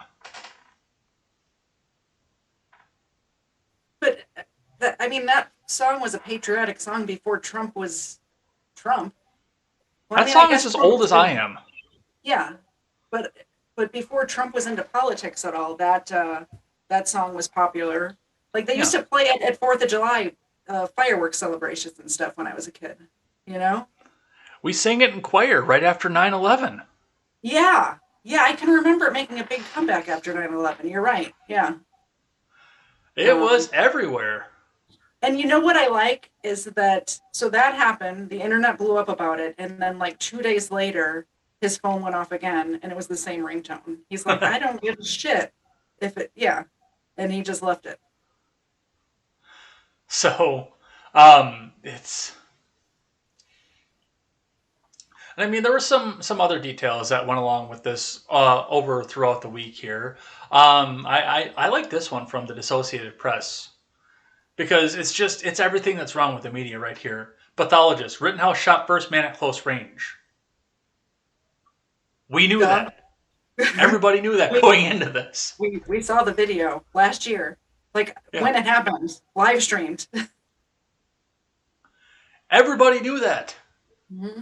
But they're trying to make this into a big deal, which, that was another one that fell apart off of this. Yeah. Well, I used to watch BG on the Scene, or I still do whenever there's stuff going on. So I don't think I saw the moment that happened, but I know I was watching live streams of Kenosha that night because shit was going down in Kenosha, and that's what I did back then,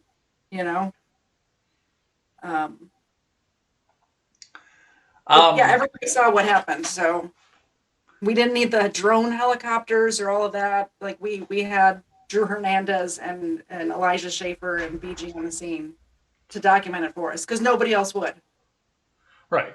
One of the things that came out of this, of course, were the memes, which there were some great memes that came out of this one. This one was a very, very meme-heavy moment in history. But one of my favorite things off of this was where the internet blew up for this particular woman. Now, the defense, or the prosecution rather, have been trying to blow holes in the Kyle was a medic story for probably the entire time that they were off here. He did assist in somebody's cut hand. He did assist in somebody's sprained ankle. And while he was assisting with a sprained ankle, he had a lady who was observing everything hold his gun, which I don't know why she was down there because I didn't actually catch this part of the testimony until after the fact. So I don't know if it was just she was at her house and this was down there.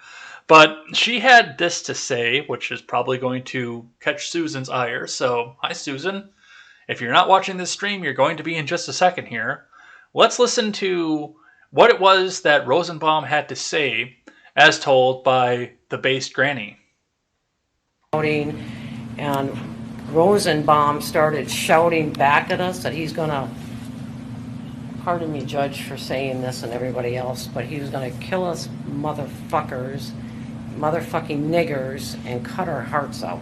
And Stop it, you're making me laugh. You have that face on you and not expect me to laugh.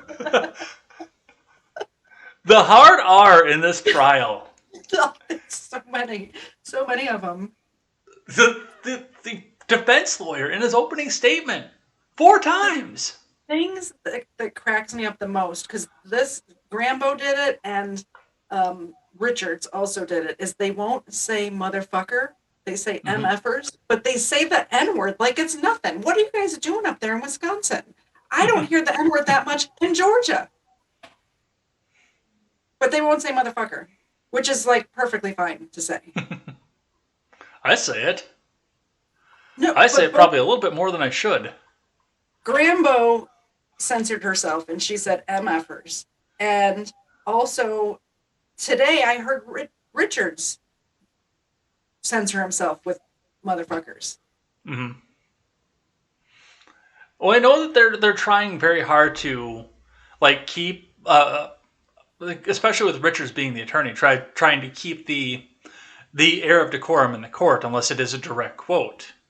Yeah. Well, he didn't say the N-word today in closing. I did hear the quote that he was going over that, and he said N-word. He didn't say the N-word.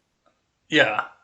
No, I saw that. I'm not going to say it, so it's not part of my vocabulary repertoire on a normal basis. Granbo said it. I'm not censoring myself. It's just not a word that I grew up saying or say on a regular basis. So, but it's the thing that got me about it wasn't the fact that it was said, because it is a matter of record. Mm-hmm. What got me is the fact that it hit PBS on YouTube, Yahoo Finance on YouTube, Court TV on YouTube, and on network television. Oh, it was on network television? I didn't know. Court I don't TV, have TV. yeah. I don't have TV, so I didn't know that. I don't either. I found out about that after the fact. Yeah. Loud and Proud on Court TV, on live television. I can't believe they didn't expect that and put a delay on it, because they did it with the defense attorney's opening statement too. Here's the thing: is they're quoting what the dude said, but the dude did not say a hard R at all. No, his R was very not hard. It was soft. It was a soft R. It was a small little R. But they have really, with that accent that you all have up there. I don't have northern accents at all, but the accent that you people have. The R is so hard, so much harder than in the South. Very hard R's. Mm-hmm. It like hits you in a different way. Well, for me, I don't have hard R's because, I lived in Boston for 2 years, and there are a few words that I still can't say properly, like cock.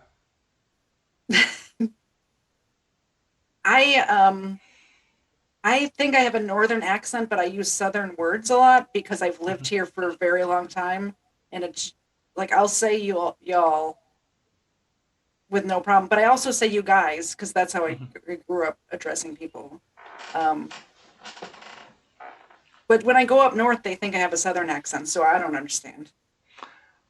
I can hear it a little bit with you, but not that. For me, it's just certain words that do it for me.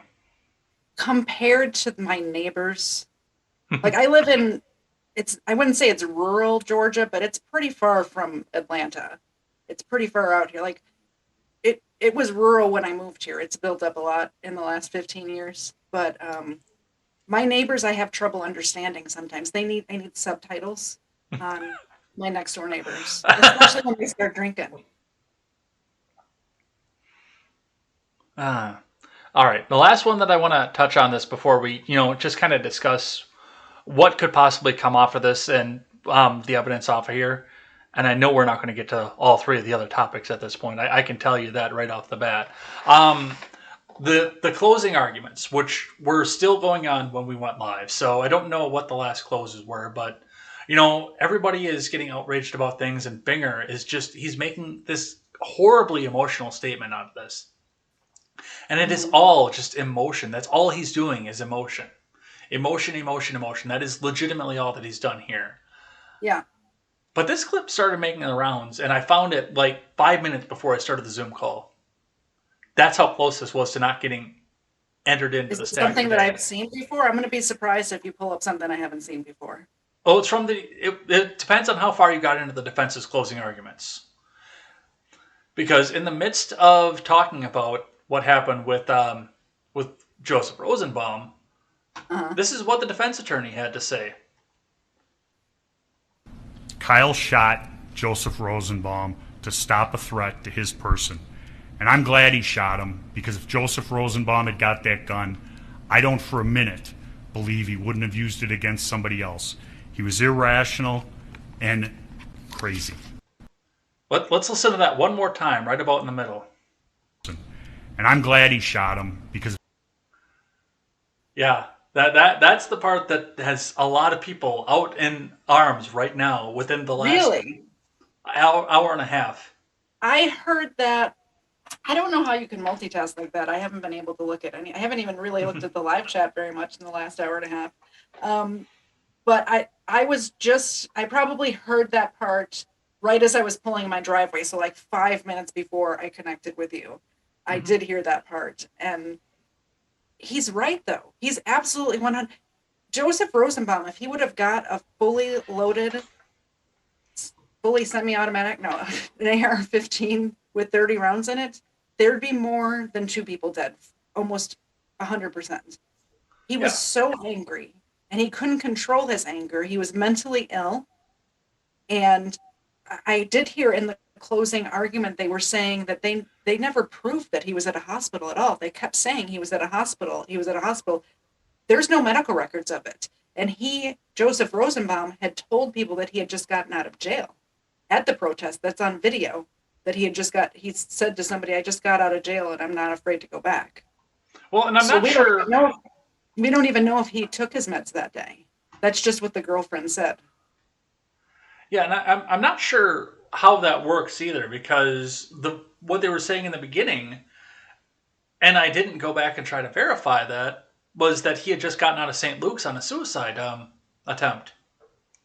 I just took it for granted that they were telling us the truth, but then in the closing argument, Attorney Richards said, we don't know that that's the fact or not, because they never proved that he was in the hospital. They never produced any medical records saying what medications he was on, or if he had even had any medication at all. And for all we know, he could have just gotten out of jail, because nobody bothered to check, I guess.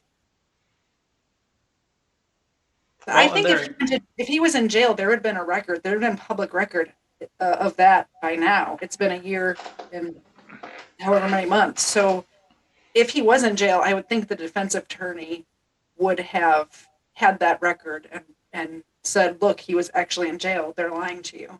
So he probably, come to think of it, was in a mental institution. It's just they never actually proved it. Yeah. Because I initially thought when they had talked about them being in for a suicide watch that he was in Freighter, right down across the street from, well, where he died. Do they not have a section for that there? I don't know. Freighter, they do. They'll take you to the ER and have a quick assessment and then decide to put you in a group home. Well, he was on like a 3-day hold or something like that. So maybe he did that at Freighter, and then they took him to Milwaukee to do the 3 days to do the actual assessment. Yeah, because I don't think that they would have had a place to. As far as I know from Freighter, they don't have a place at KMH Freighter, because Freighter is actually a bigger chain of hospitals. KMH Freighter, Kenosha Memorial, Freighter just bought that out not that long ago. It's been since I moved out of there. So that's Kenosha Memorial to me. So I don't know. I don't think they would have been able to inpatient him for 3 days at Kenosha Memorial. I think they would have had, if it was a 3-day, he would have had to been at St. Luke's. But regardless, he got from St. Luke's back down there, got 4 miles out into the city, up to his old lady's place, and then went 4 miles back downtown. Well, during the trial, it came out that the hospital drove him to. Is there some sort of transit station near downtown? Yeah, the bus station. Yeah. So they transported him to that bus station. So I don't know if that meant they gave him a bus ticket to get there or somebody drove him there from the hospital, like an ambulance service or something like that. But they dropped him off there. They didn't drop him off at his girlfriend's motel, probably a motel. They didn't drop him off there. Oh no, it was a hotel or a motel. Okay. It wasn't an apartment. They were homeless and she was staying in a motel. I think, allegedly, now you're making me second guess myself, and I don't want to speak ill of this person. I know that they were homeless, so I just maybe assumed that it was a motel. I don't know. Now my brain's messing with me. Either way, he walked there and then walked back because he couldn't stay there because there was some sort of order of protection or something. So I'm assuming he's in the mental hospital because he attacked her or something like that and got put in the mental hospital. I don't know. Those records were sealed from the trial, so we may never know. Yeah. It's the only thing that makes sense in my head. I've really thought about this. Like, why would he not just stay there? Like, this is your girlfriend, or she kept calling him her fiance, which he's been dead for a year and a half. So is he really still your fiance? Move on with going. But why would he not just stay there? Why would she kick him out? And she said, well, he left.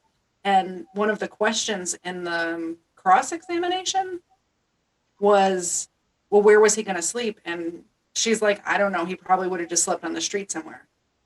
That doesn't make sense for him not to stay there unless there was some sort of reason he couldn't be there or a reason that she didn't want him there. I don't know. Let's do some live chat. Okay. Aimless Gamer says, I can't do the push-ups. I'm going to be right back while you do these live chats. 2 minutes. Okay. Ignoramus Media says, I'll deploy your National Guard. Left Max says, all of yous. Ben Wild says, graffiti everywhere, fires, trucks, broken windows. Dude, that's just a birthday party in Baltimore. Quest says, why not get the National Guard out for the damn riots? Well, because they were politically convenient at the time.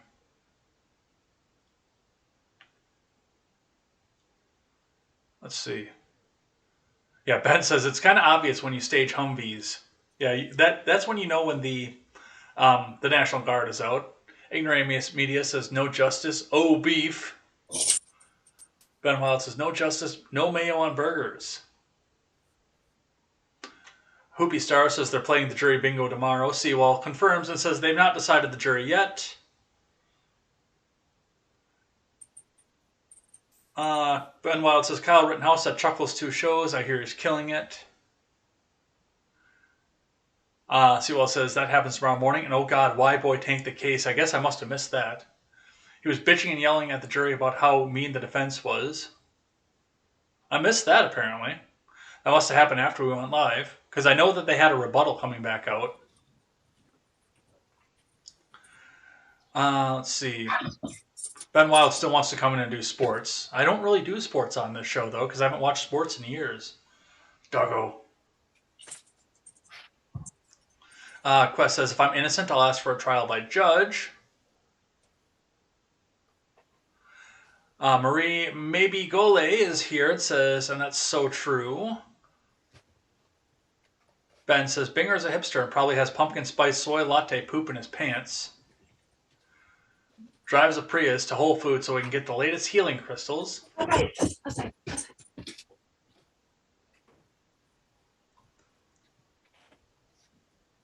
Let's see. Ron Helton says, the persecution has zero evidence of murder. Binger's 45, apparently. That still kind of blows my mind. He got admitted to the bar in 1996. Probably came out of a cereal box. Let's see. Ben says if he gets a finding on lesser charge, first time offender, he'll only get PBR, probably probation. Ben Wild says, my ringtone used to be Dopes, Die Motherfucker Die.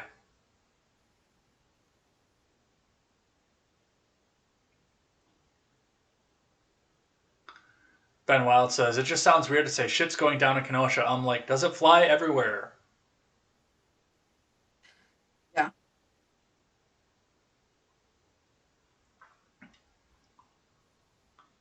Ben Wild says, when women hold a young man's gun, that's crossing a line, because according to the Marine Corps, the gun is for fun. I don't think I've heard that one before. One is for fighting, one is for fun. I've heard that one before. Oh, yeah, I have heard. I'm married to a Marine, and then as soon as you said sometimes it takes me an extra beat to get stuff. I am probably going to butcher this name on Twitch, but welcome in. I'm going to say Yog Wheel. Says hi. Welcome in. Yog Wheel. That's a new name, but thanks for coming by, hanging out with us. Hi, Yogwheel. Welcome. Stick around. Maryland doesn't have a hard R. We have a hard D, says Ben Wild. Quest says, did your area formerly have an agrarian economy? A what now? Negrarian economy. Oh, my area? A little south of here, yeah, for sure. Nice. Yog Wheel says, I'm also glad he shot him. Liberalism is a disease. Who followed over on Twitch? Thank you for that. Nice. Says the left will literally cling on to anything they can to demonize anyone who disagrees with them. And stick around if you want to. We go live. I go live at 7:15 every morning for daily headlines. This is a weekly show you're on right now, so 7:15 Central Time. Come on back, hang out with us. The Zed and Ed show. Yeah. Liberalism is a mental disease, says Yogwheel. One less convicted pedophile in this world is a good thing in my eyes. I'm not saying it justified killing him for that reason alone, but just saying he was convicted of sodomizing a 14-year-old boy. Ben Wild says he should have been in the wood chipper, and then Kyle wouldn't be in any trouble at all. If we would have just done that wood chipper thing. He did die doing what he loved, though. Chasing an underage boy. Underage boys, yeah. Ben says that he had a girlfriend only speaks to the incredible generous nature of some women. Yeah. What's wrong? I don't understand why people can't get girlfriends around here. That asshole had a girlfriend, had a fiance. What the fuck? And I'm single. I work too much, though. That's my problem. There's a single woman in your area that used to date Rosenbaum, so find her at the Motel 6 by the highway. And there you go. Well, I think we're going to pass on that one. She was pretty gross, huh? I hate to be judgy. I didn't see her testimony. I have no idea. I'll have to go back and watch the testimony. She's, I've known people like her in my life. She's definitely done crack and heroin for a very long time. She's probably clean right now because she's a little overweight.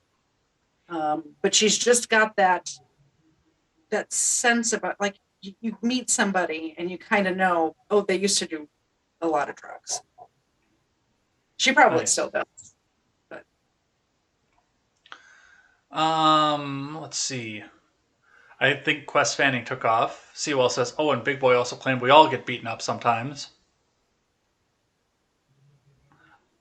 Liberalism is a disease, says Poopy, and has the dog emoji. Yeah, I needed to run to the bathroom so bad, and I forgot to close the door when I came back in. Sorry about that. That's fine. Sewell says that Kyle was a coward and weak for not using his fists to fight the pedo. Quest says, gotta be get my beauty sleep. I'm going to be up late tomorrow on Porch Boys, especially since the dogs have been waking me at 4:30 a.m.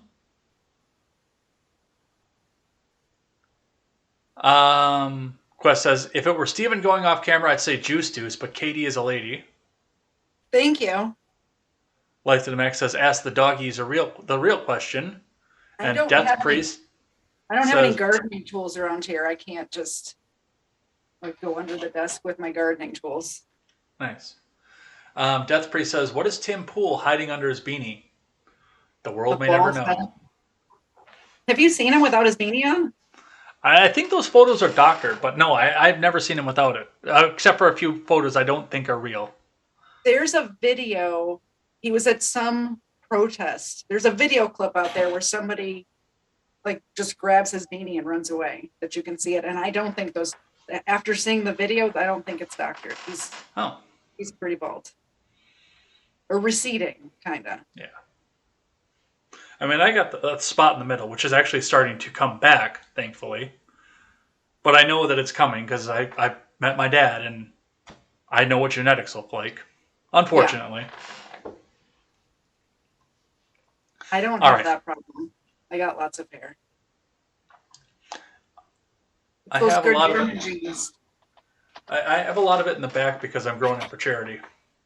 Yeah. That's awesome. I used to grow my hair for charity. Like every few years, I would cut off like a foot. And then I just stopped doing that. Well, I found out that it doesn't really go to the kids, or they make money off of it or something. I got disenfranchised. I think that's the wrong word. I think I used that word incorrectly.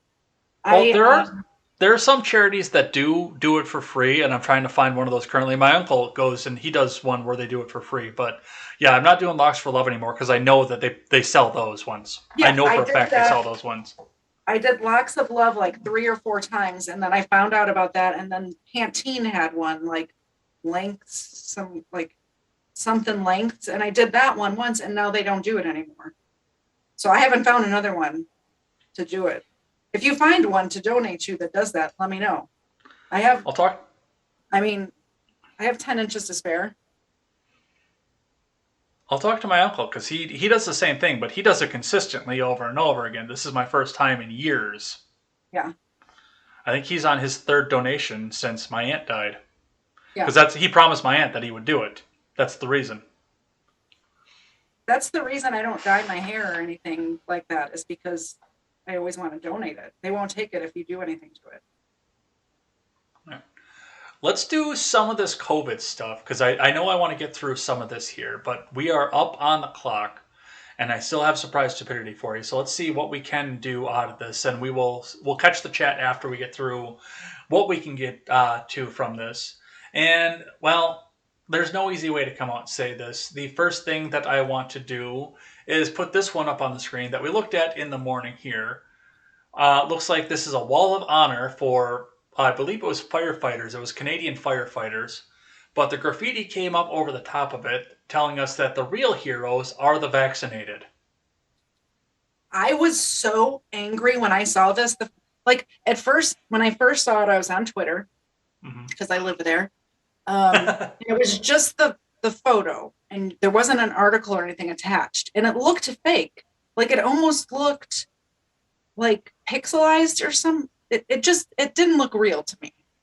Like my bullshit flag was raised up a little bit, so I did a little research, and it was fucking real. It was in Canada. I was so mad. I get so angry. I got so angry when that happened. I turned off Twitter. I'm like, I can't be on the internet anymore today. This is horrible. Well, I'm interested in the fact that you found that right away because the first comment on this is GAF rather says, "Did you create this picture or did someone else? Google couldn't find it anywhere, and if it was real, multiple media sites would have displayed." I don't know about that. No, because this is carrying their message. It took me. I want to say it must have been Thursday because Mr. Zed and I were watching Steven's music stream, and it took me like 10 minutes to go through. I thought I'll just Google, vandalism on a war memorial because I didn't know it was a fireman memorial at the time. And do you have any idea how many war memorials are vandalized all over the place all the time? Like every single little town in the whole country has a news article about their war memorial being vandalized. I couldn't believe it. Anyway, I clicked through all of those, like 3 pages down. I found the picture with that one.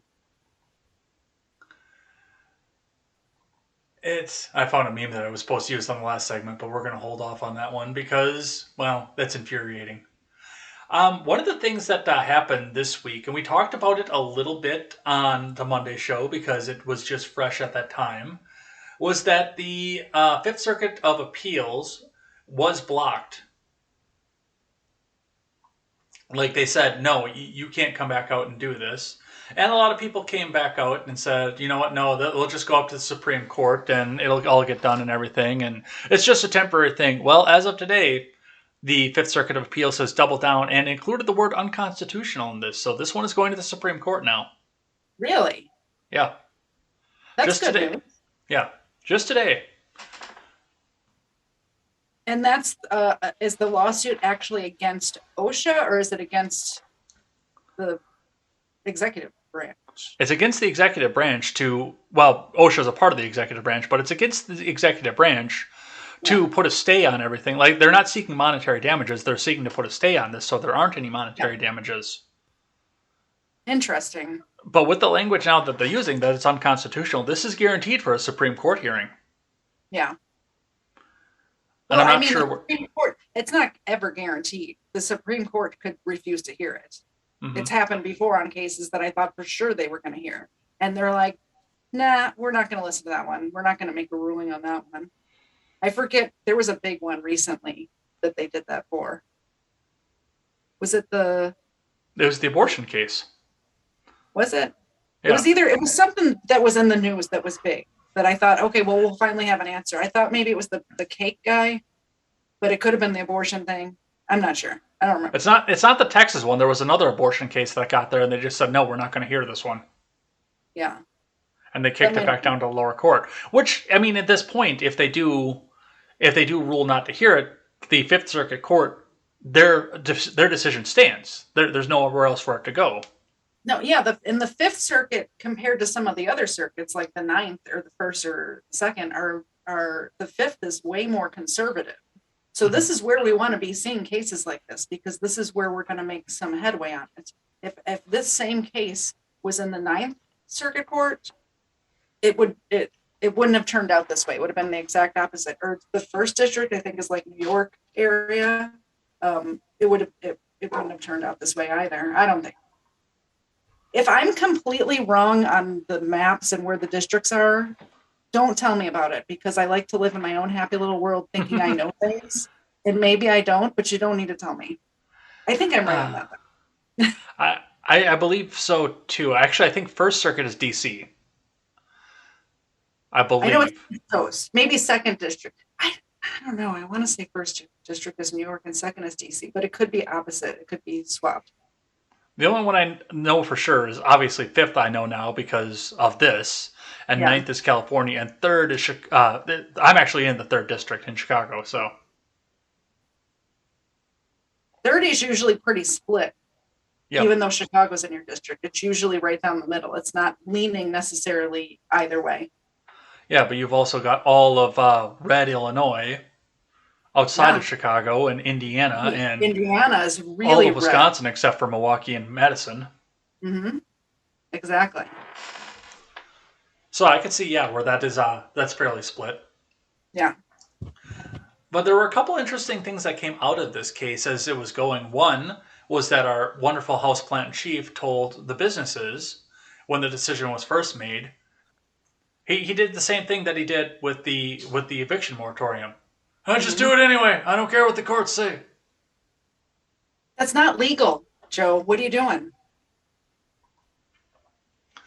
Reading from CNBC, White House tells businesses to proceed with vaccine mandate despite court-ordered pause. The White House on Monday said businesses should move forward with President Biden's vaccine and testing requirements for private businesses despite federal appeals court ordering a temporary halt to the rules. People should not wait, White House Deputy Press Secretary Karine Jean-Pierre told reporters during a briefing. They should continue to move forward and make sure they're getting their workplace vaccinated.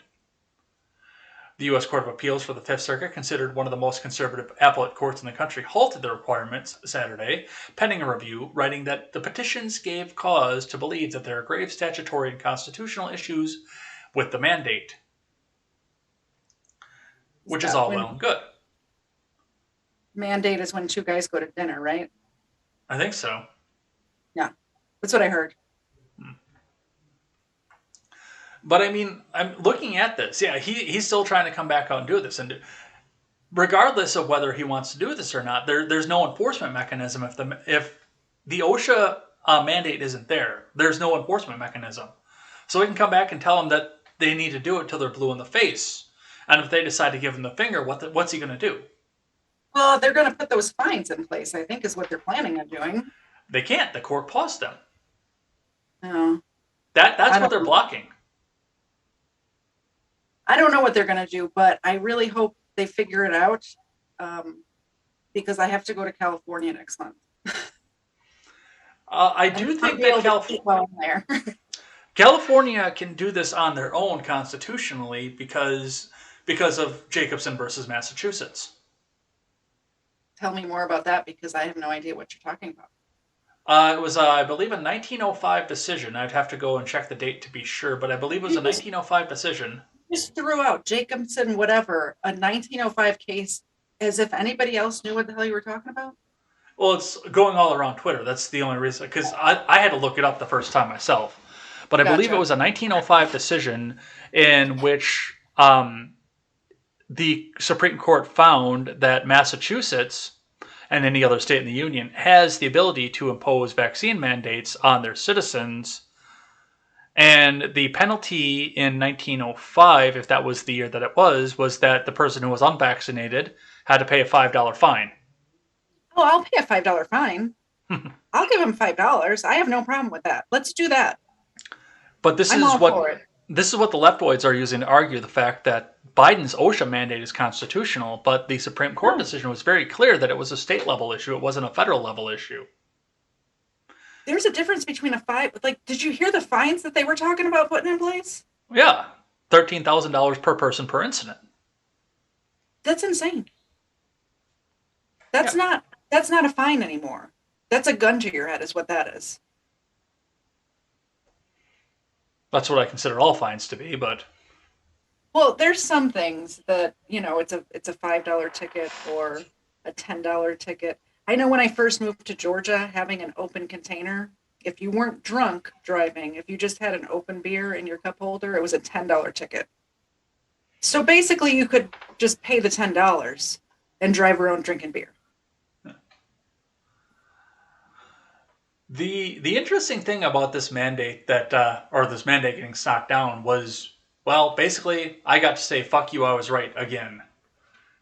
Because you were there. Yeah. You remember what I said on Contemporary. As soon as I found out that they blocked this, the first thing I said was, we are going to go back, and I was wrong because of the time frame.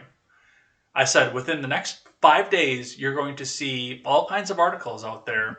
It's probably going to take them a few days to hunt up the numbers, but you're going to see articles from all kinds of mainstream news outlets talking about all the deaths in hospitals and everything. Yeah. And it was 2 hours. And this article came up from the New York Times, a former newspaper. That says, and the headline says, U.S. COVID deaths get even redder. The partisan gap in COVID's death toll has grown faster over the past months than at any previous point. The author, David Leonhardt, goes on to talk to us about what's happening in counties that voted mostly for Trump and how their death rates are spiking right now, which we hadn't heard about for months when they started talking about mandates. I guarantee that's not happening. I don't think that's happening. I haven't seen it around here. I don't know anybody who's got it. Sorry, I kicked the desk. It happens. But for me, I know that they can cook books because we saw it during the first part of the commie coof pandemic. And I always cite the example of the guy in Florida who was driving on his motorcycle without a helmet and slammed in the back of a semi at 70 miles an hour. And he died of COVID. Italy reassessed their COVID deaths with death with COVID. Mm-hmm. And it took 97% of the cases away of people who actually died of COVID. So instead of just dying with COVID, they actually died of COVID. And their numbers dropped by over 90%. I can't remember the exact percentage. I'm lowballing it by saying 90. I want it in my brain. I think it's 97, but I could be wrong about that. Oh, I guarantee you, if they went through and assessed this here, I mean, we do have a bit of an obesity epidemic in this country, so, and I'm a little bit on that. I'm a part of that a little bit. You should see Georgia. You should just walk outside my house right now. I bet there's fat people walking down the street right now. Woman, I live in Wisconsin. What is the Family Guy said about Wisconsin? That's where fat girls come from? Is that what they say? That's where the good cheese comes from. That's why everybody's fat up there. Just sit up there eating cheese all day. Yeah. But I mean, I could maybe see 75% off if they did the reassessment here. I don't know. I don't think we could get to 90 because obesity is a big killer in this disease. But I bet you we'd take 75% off in this country. I mean, we lose a few fatties here and there, whatever. And you know what the other thing is? They're welcome to get vaccinated. I'm not saying that you shouldn't get vaccinated. If you have a comorbidity or you're a fatty and you want to get vaccinated, then go get vaccinated. Mm-hmm.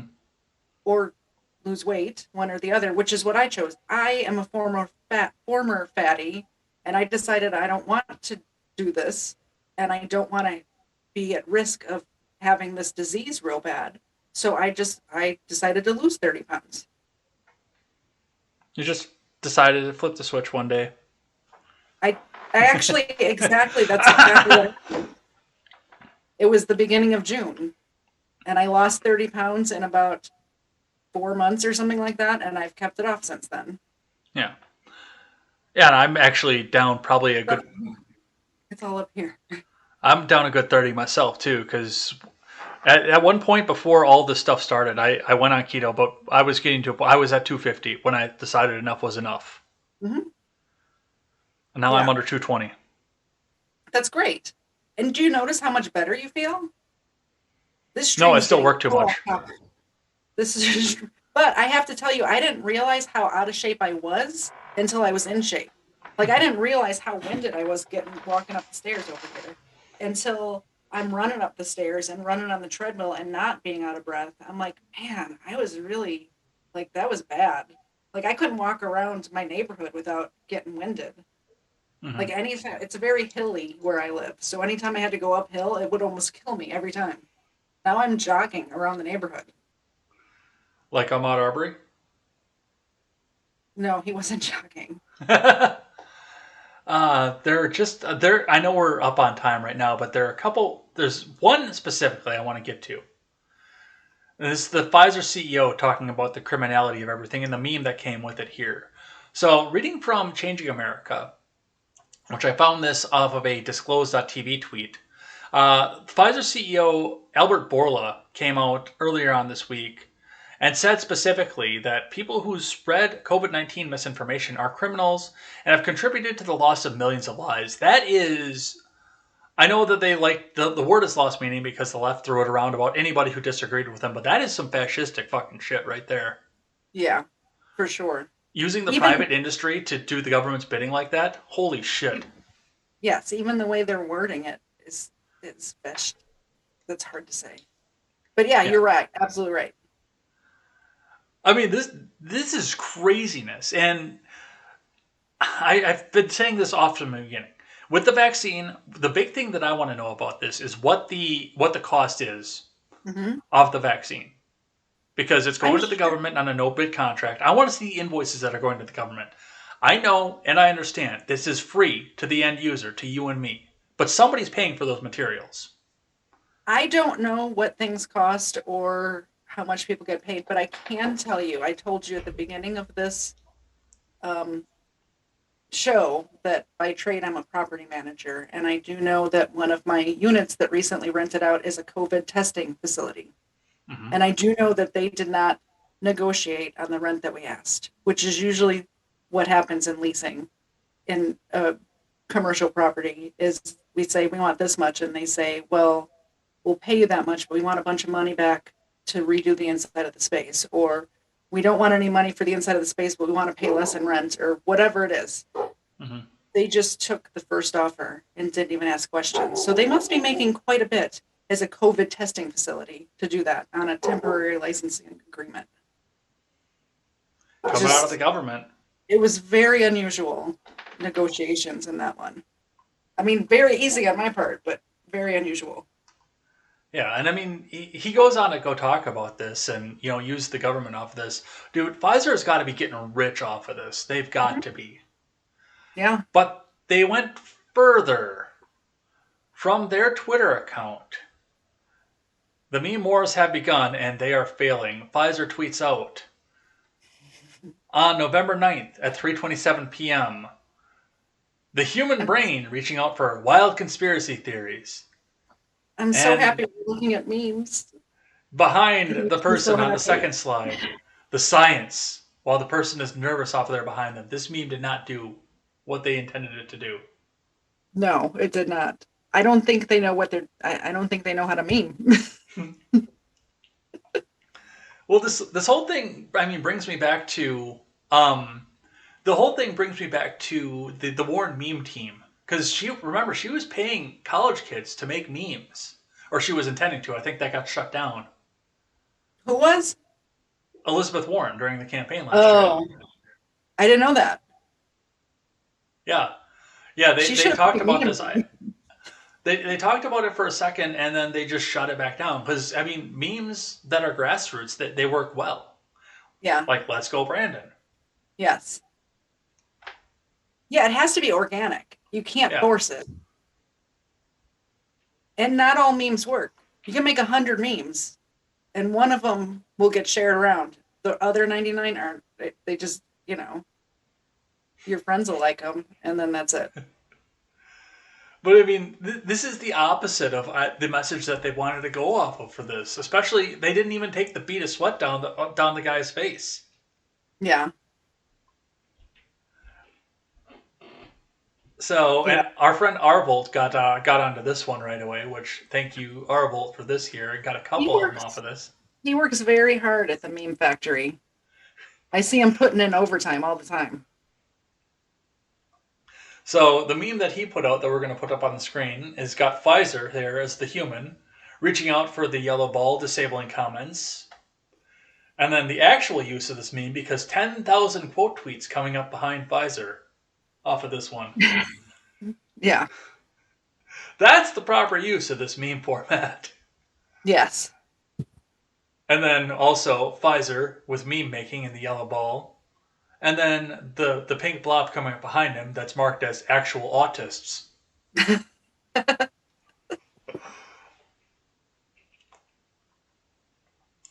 So, and that's what I got for COVID right now. We don't. I'm not going to do the Aaron Rodgers stuff right now, just because we're out of time.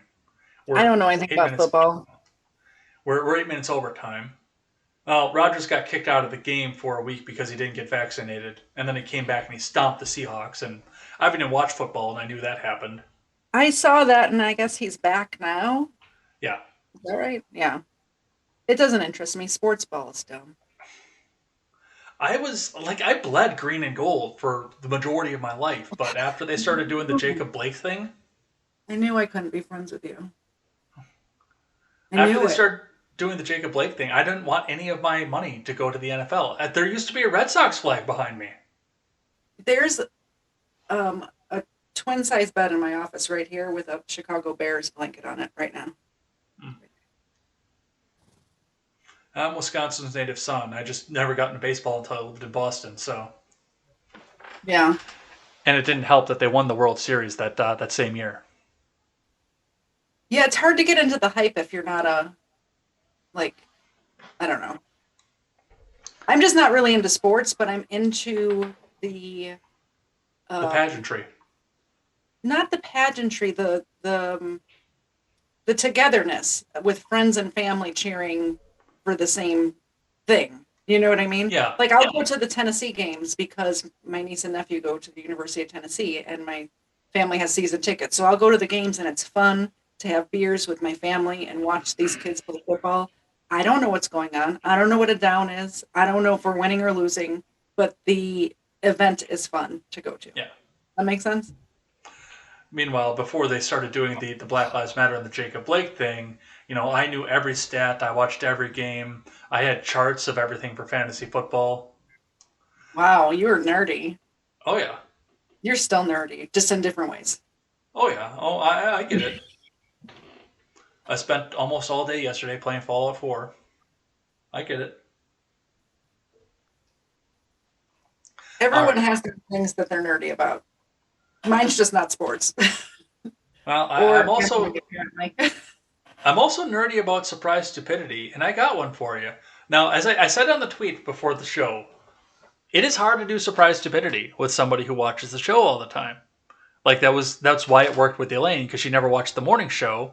So I could just find something really, really stupid in the stack for the morning show, look at it and say, this is it. This is surprise stupidity. I'm going to put Elaine through so much cringe for this. And if she wants to stop the cringe, she can watch the morning show. Well, I was looking around. I was looking on the Blaze today, and I found this immediately before showtime today. And I mean, this is the kind of thing that happens all the time, but the reaction to it is the surprise stupidity. So, if you're ready, I'll put the article up on the screen. Are you ready to cringe? Are you ready to laugh at government officials for doing stupid things? I'm always ready to laugh at anybody at any moment. Let's do it. From the Blaze.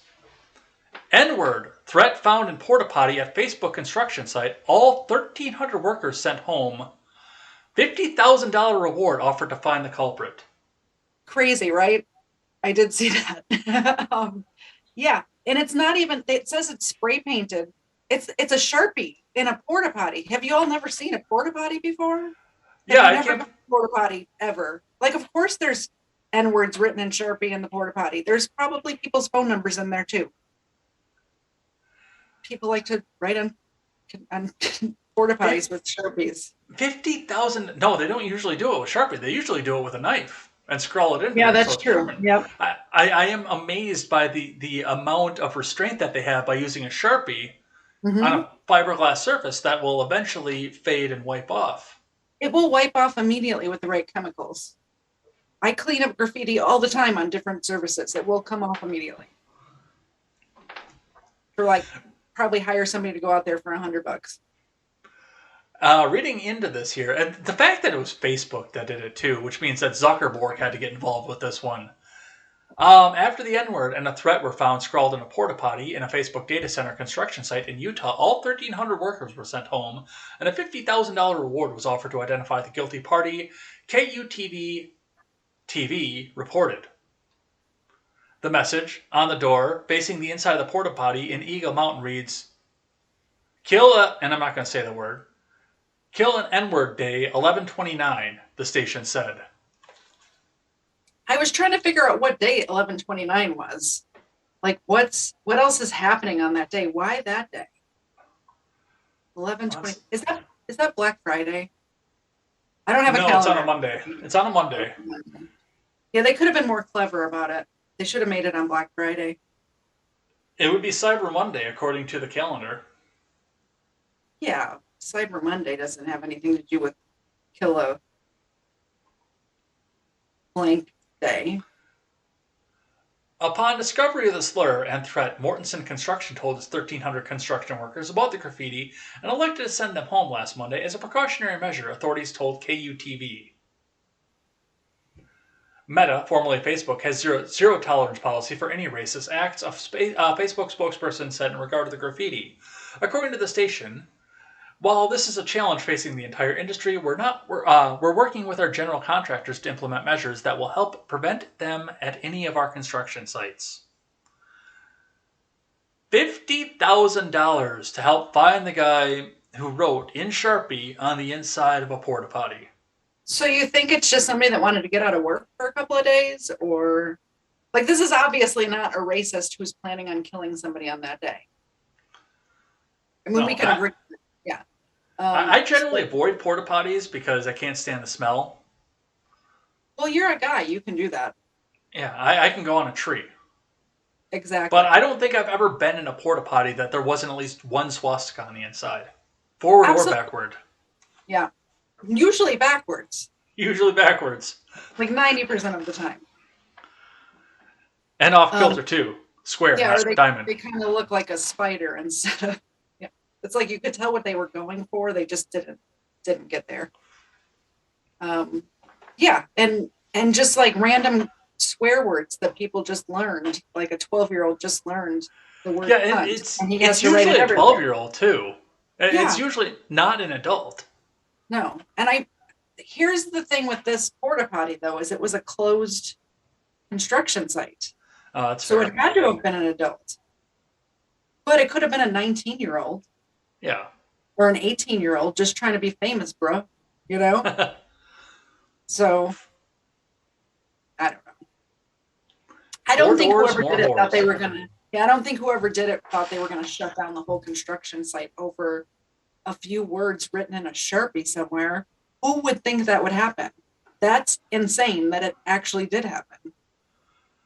Like all of those guys lost out of work because somebody wrote with a Sharpie a few words in a porta potty.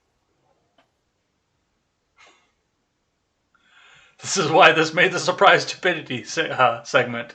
So dumb. Surprise. Thanks.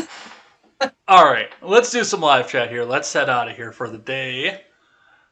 Get the switch back up here, and let's see what it is that these guys had to say throughout the day. Yeah, like I said, we spent almost the entire thing talking about the Rittenhouse case, but I have so much more to say about that too. I feel like we haven't even scratched the surface. We really need to talk more about it. let's see. Life to the Max says Disenchanted. I know someone with alopecia, and Locks of Love gave her the best wig because it's molded to her head. The technology for the wigs is expensive, which I guess is why they sell the hair. And then she took off. Ben Wild says, you know what Joey is doing? Shitting his pants and showering us with his daughter, and avoiding...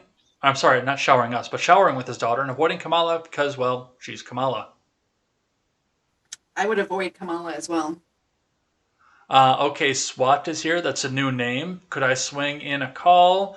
No, we're not doing a call-in show right now. I do those every once in a while, but I'm always a little bit cautious with that. But if you join the Discord, you'll see more and more of when we do the announcements and stuff like that. So, yeah, if you get to know everybody, then you'd be more likely to get in on this. That's how Katie got in on this. Got to know the community, and I found out that she meticulously took notes on the Rittenhouse trial. So You found out how awesome I was and had to have me on your show. Marie Maybe Golay says, I will never hear a mandate the same again. Thanks, Katie. Ben Wild says, COVID is like slippery leaves on the road. Marie says, fat people walking, LOL. Ben says, dude, when I was in Wyoming back in the 90s, it was flannel shirt and stretch pants everywhere. I mean, there's a reason there's not been a Miss USA from Wyoming. Apparently 250 is rookie numbers. Got to pump that shit up. I don't have a frame to carry more than 250. I don't have a frame to carry 250, but I don't really have a frame to do that. My hips are too narrow. And it just gives me stomach problems all the time. Like, I think there might be a gluten thing in there too, which when I stopped eating bread, I stopped getting heartburn all the time, even before I lost the weight. That's great.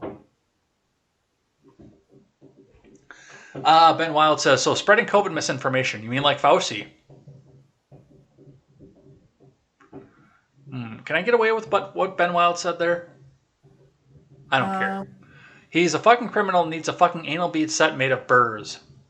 I guess you can. I think you just did. Marie says nobody needs an anal bead set. No. A bunch of degenerates talking about anal beads in the chats. What's wrong with you people? Well, they follow this show. That's probably a good start. Yeah. Ben Wild says, Ed doing sports, that's my gig. You know who the culprit is? Mariah Carey, that fucking Christmas song. Can we please cancel that motherfucking song? I agree with that. Marie says, I expect higher standards out of my Johnny on the spot. She also says Black Friday. It's a black holiday. It comes late. I believe, yeah, it would be Cyber Monday because it's on a Monday. That's pretty good. Who said that, Marie? Yeah. Ben says, She's now did they get sent home with pay? Because that's got to be a union gig. In Utah, I'm not sure. It might be. I don't